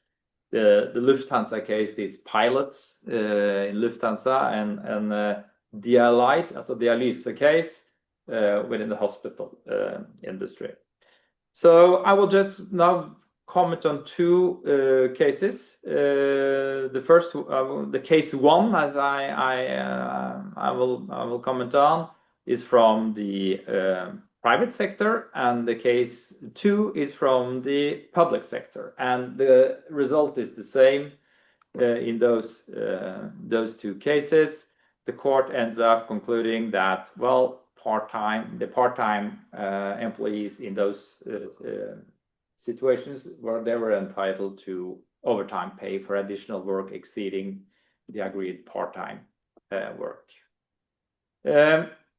Just to understand the context here, in Norway, the ordinary maximum working hours by law is 40 hours per week, independent if you have a 5-day or 6 days week. It's 40 hours per week. So if you exceed 40 hours per week, you are by law entitled to overtime pay, and the overtime compensation is minimum 40%. You are also entitled to overtime compensation if you work more than 9 hours per day, and it's the first threshold that kicks in for the overtime compensation. Local CBAs apply normally lower weekly ordinary working time. 37.5 hours is quite common, and can also deviate from the overtime compensation rules by law. Needless to say, these working hour rules, well, on the one hand, they are there to protect the employee from an HES perspective, work-life balance, and the other side is the economic part of it, which is a local legislation part in Norway. This overtime compensation is not something you will find in the directive.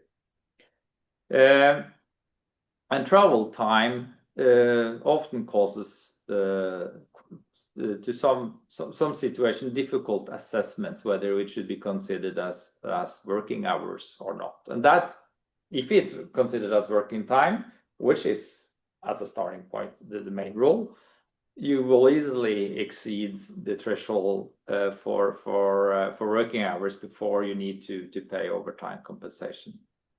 So obviously, if you work part-time, if you have a 50% part-time contract, let's say 20 hours per week, and you work 30 hours per week, until now at least, the situation in Norway has been that, well, you are not entitled to overtime pay because you will need to work 40 hours per week plus before you are entitled to that. So, but that has been changed now through these court cases. They are both appealed. So the legal situation remains still formally the same as it has been, but the situation is definitely much more uncertain for all employers and employees as well. And there has been some statistic calculations. What will this cost the society if these rules remain as the final result? We assume this will go up to the Supreme Court, both cases. And we are, it's estimated that this will be an extra cost per year of 1 billion euros just to catch up for the extra overtime compensation. And that is not taken into account then the potential claims for repayment of overtime compensation going back in time until 3 years back in time. So it's definitely a hot topic in Norway as well. For the first case here, very briefly, that was the first case was a part-time employee in a store. So he had worked a lot extra contractual hours and were entitled to overtime compensation based upon the same EU case law. The second case, you can jump to that, survey. The next slide, please. That was a healthcare worker in a hospital, so public sector, and that was also exactly the same argumentation. So this person has also worked more than the agreed fixed part-time working hours and were entitled to overtime pay.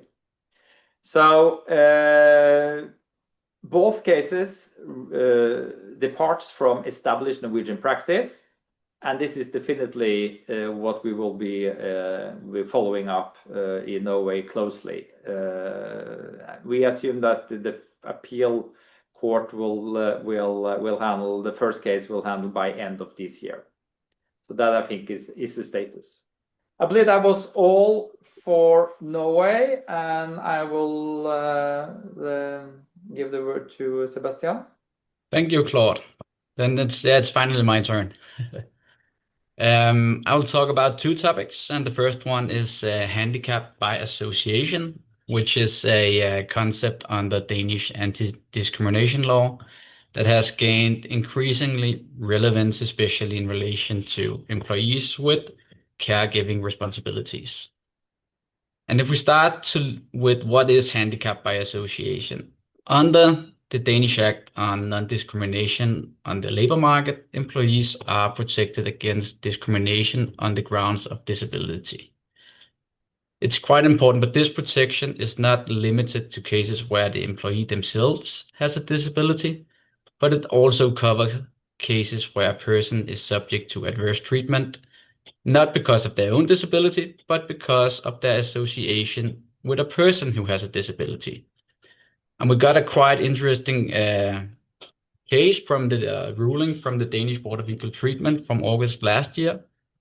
This case concerned a sales and development manager. He had a son with the diagnosis of ADHD and autism. And he was, you can say, responsible for most of the care of the son. He needed to stay at home because his wife was on maternity leave with their new son. He was on unpaid leave while he was taking care of the son, and he was away for 6 months or so, and then he was dismissed by the employer. He brought a claim before the Danish Board of Equal Treatment, and the board found that the son's diagnosis was a disability within the meaning of the Danish Non-Discrimination Act. They also found that the employee had informed the employer regarding his son's disability. He had written an email to them where he had forwarded one of the assessment from the municipality on the son's well-being. And therefore, the board also stated that the employer should have known that the son had a disability within the meaning of the act. Therefore, the employee was protected against discrimination by association, and a presumption of discrimination was established. But even though a presumption was established, the employer successfully demonstrated that this dismissal was justified by operational circumstances. And the reason for that is that leading up to the dismissal, the employee had notified the employer that he expected to be away for at least 5 to 6 months more on top of the 6 months he had already been away from the work. And because of that, even though the employer had put him on unpaid leave as a reasonable accommodation measure, there was still significant uncertainty on when he would be back and able to perform his job again. And for that reason, the board found that the employee was not competent, suitable, or available to perform his duties, and the termination was justified. And this case has gained quite a lot of attention in Denmark because we have a lot of issues with school refusal if we go to the next slide. And the school refusal is covering a increasing number of kids not wanting to go to school because of emotional stress. They might have a diagnosis. It can be ADHD, anxiety, or autism, but it often ends up with many, many parents being caught between the immediate need of their kid and the expectations of their employer. It can be morning crisis, it can be frequent calls from school, it can be the emotional responsibility of supporting a kid who is not feeling well, which makes a normal workday quite difficult. And on the other side, the employers are also in a difficult position because they do not know when will their employee be able to return to work. It makes it really, really difficult to plan the operations.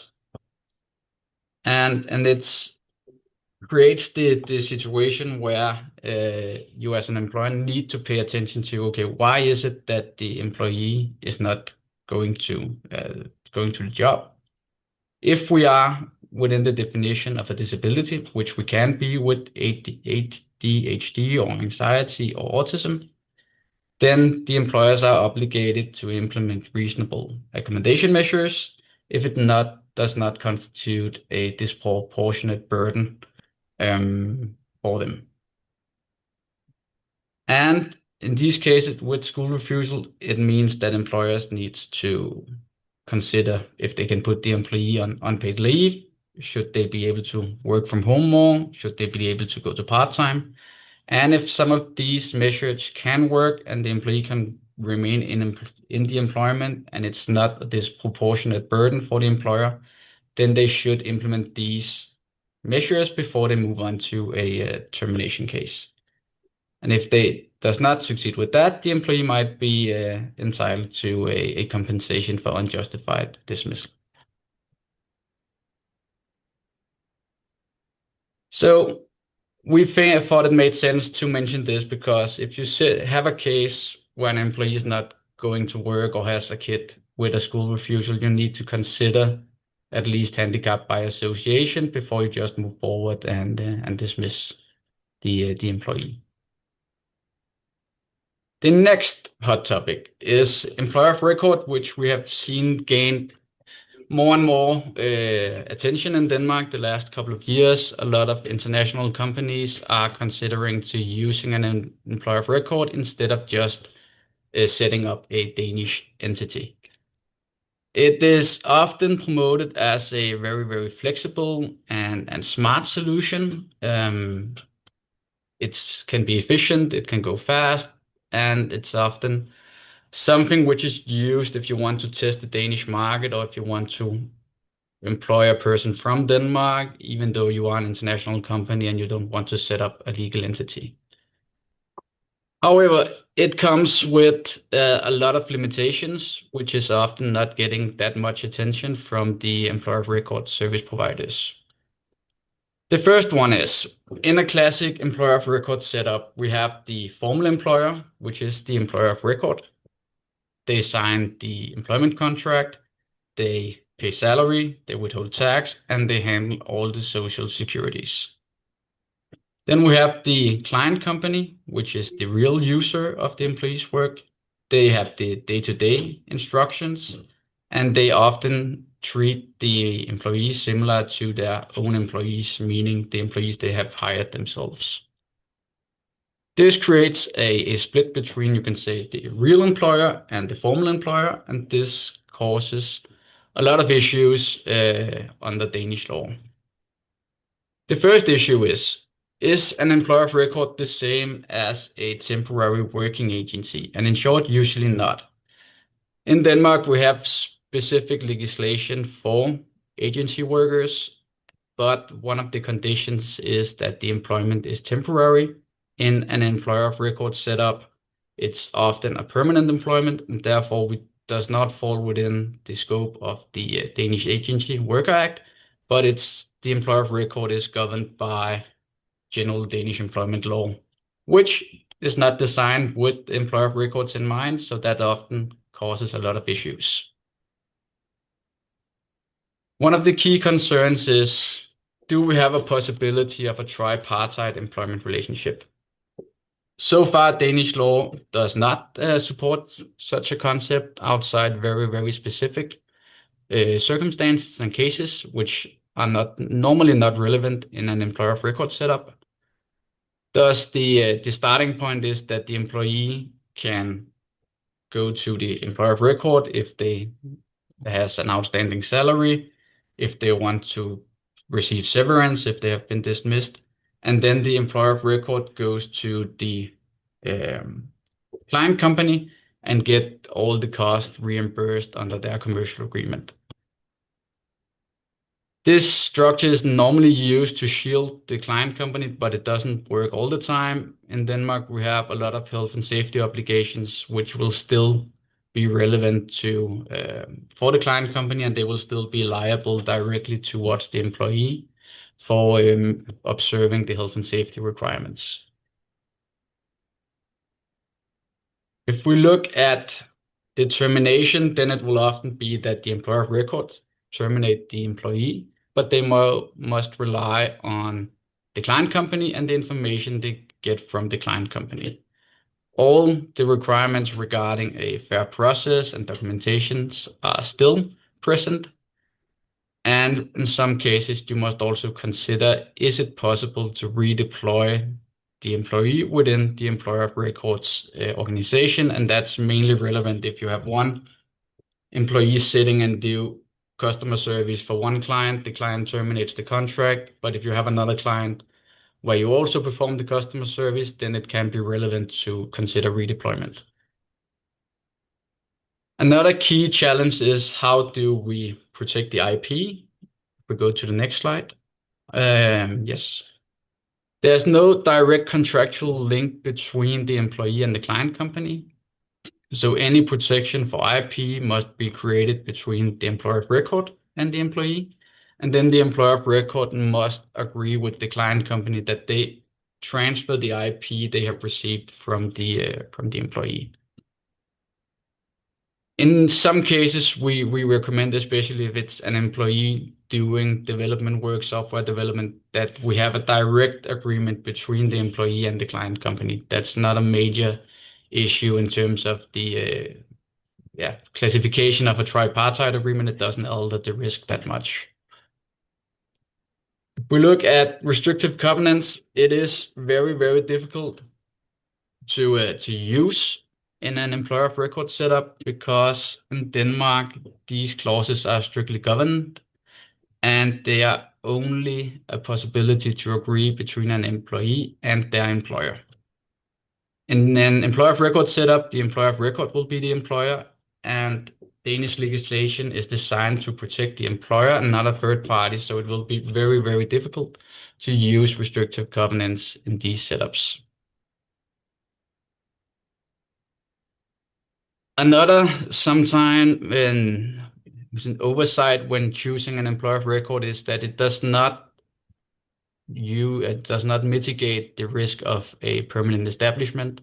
The Danish tax authorities will still consider if a permanent establishment for the client company is in Denmark, regardless of using a shield as an employer of record.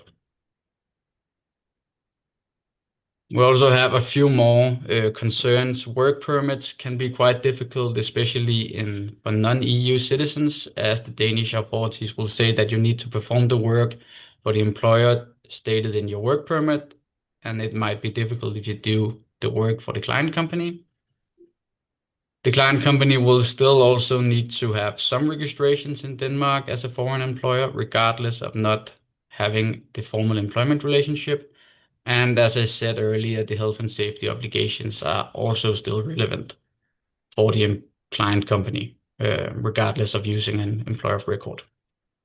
So it is maybe a good solution if you need a fast and efficient way to come into Denmark. It's always not very flexible, and there's still a lot of limitations and concerns you need to pay attention to before you choose just to use an employer of record, even though they are really, really good at promoting themselves as a fast and flexible way of setting up quickly.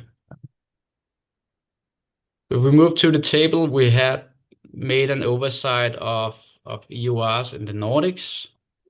And we say then, at least in this case, Denmark, Finland, and Sweden are pretty much the same, where maybe Claude can put some words into how you see it in Norway.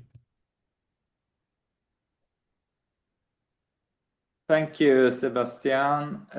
Yes, well, also for Norway also, basically, as we have no specific legislation either, and much of what you have said is also relevant for Norway, from tax reporting, registration, etc. But based upon case law in Norway, there is a higher risk that an employer of record arrangement could be considered to be a temporary work agency construction, and that would automatically be void due to our quite restrictive legislation when it comes to hiring of labor, which has been implemented in Norway for some years now. But it's also a classification issue as well, and also potentially this shared employer relationship, which also is a topic. So I assume that will be the same also in the other Nordic countries. So our advice from a Norwegian perspective, if you consider to do this kind of business, or as an employer you consider to appoint or engage an employer of record in Norway, we recommend to make sure you conduct a legal assessment of the potential pro and risk here. Yeah, we also have the concerns about the shared employment in Denmark and the tripartite agreement, our employment relationship, and we have some cases coming within the next year, so we should take a more principled decision on it. Until now, we have looked at the staffing agencies for pilots and how they have been treated under Danish law, which they have. And the ruling until now have been, you look at who has the employment contract and who pays the salary as the two major stepstones, and then we start with that starting point. And just a short comment for Sweden as well. We have exactly the same considerations and the same challenges as you have described, Sebastian, for Sweden. And the same goes for Finland too. Yeah. So, and if it might be an efficient or look as an efficient way, but with a lot of limitations that needs to be considered. Should we move on to the Q&A? Thank you. Thank you very much. We will now move indeed to the Q&A to answer the questions that we have received so far. And by the way, the Q&A tab is still open for you to submit further questions for our panelists. So we will start with a question. Just a moment. In regards to the right to pay information on individual level and for equal roles, is this something that companies will have to respond to employees from June 2026?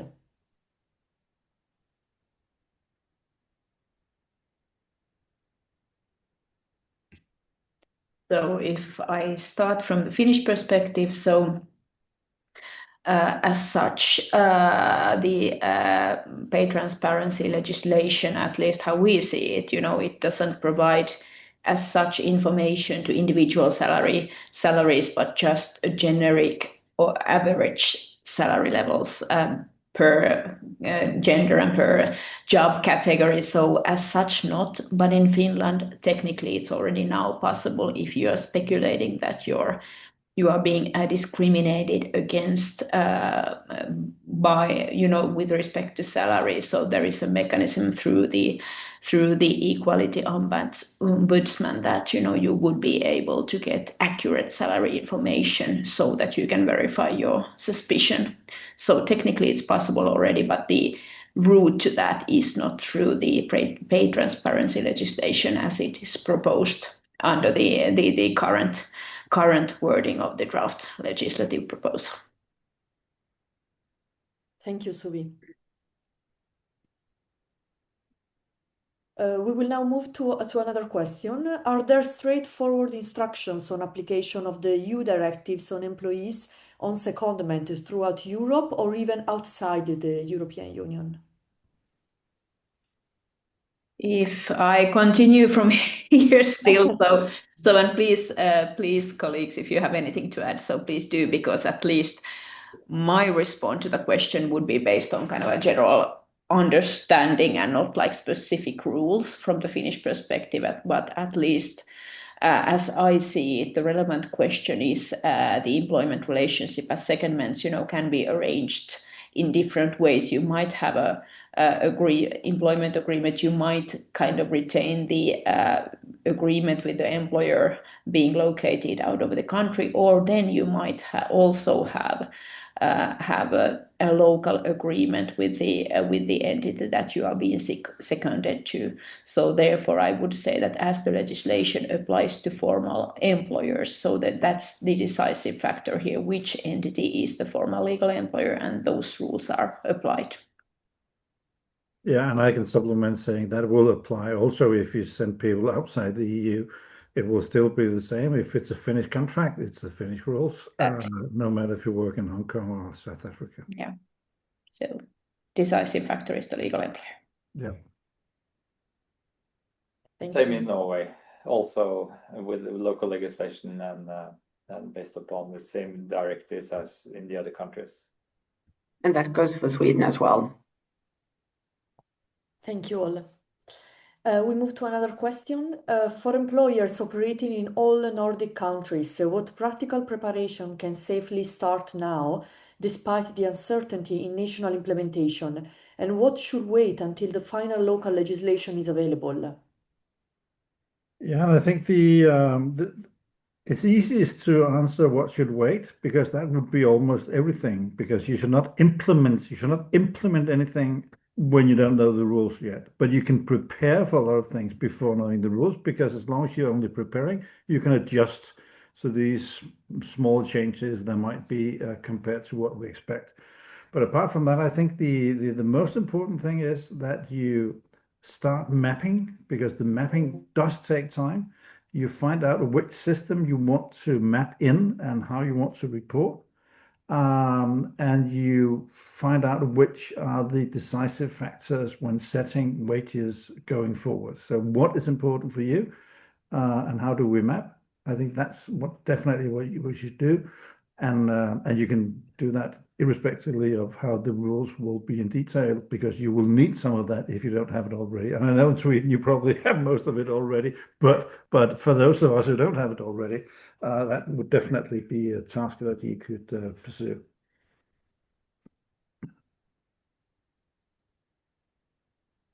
Thank you very much. Unfortunately, we didn't have the time to take all of your questions right now, but for any further query you might have, our lawyers will remain available via email. I would also like to bring your attention to our new AI-based platform, Delphius, answering in a quick and concise way the queries on employment law. If you will be interested in receiving a demo or join our 30-day trial period, please do not hesitate to scan the QR code that you have on this slide to book a demo with us. Finally, I would like to thank everyone for attending, and thank you to our guests and our panelists for their insights today. So with that, the webinar will now be ending. Thank you, and have a great rest of the day. Thank you. Thank you. Thank you. Bye-bye. Bye-bye. Bye-bye.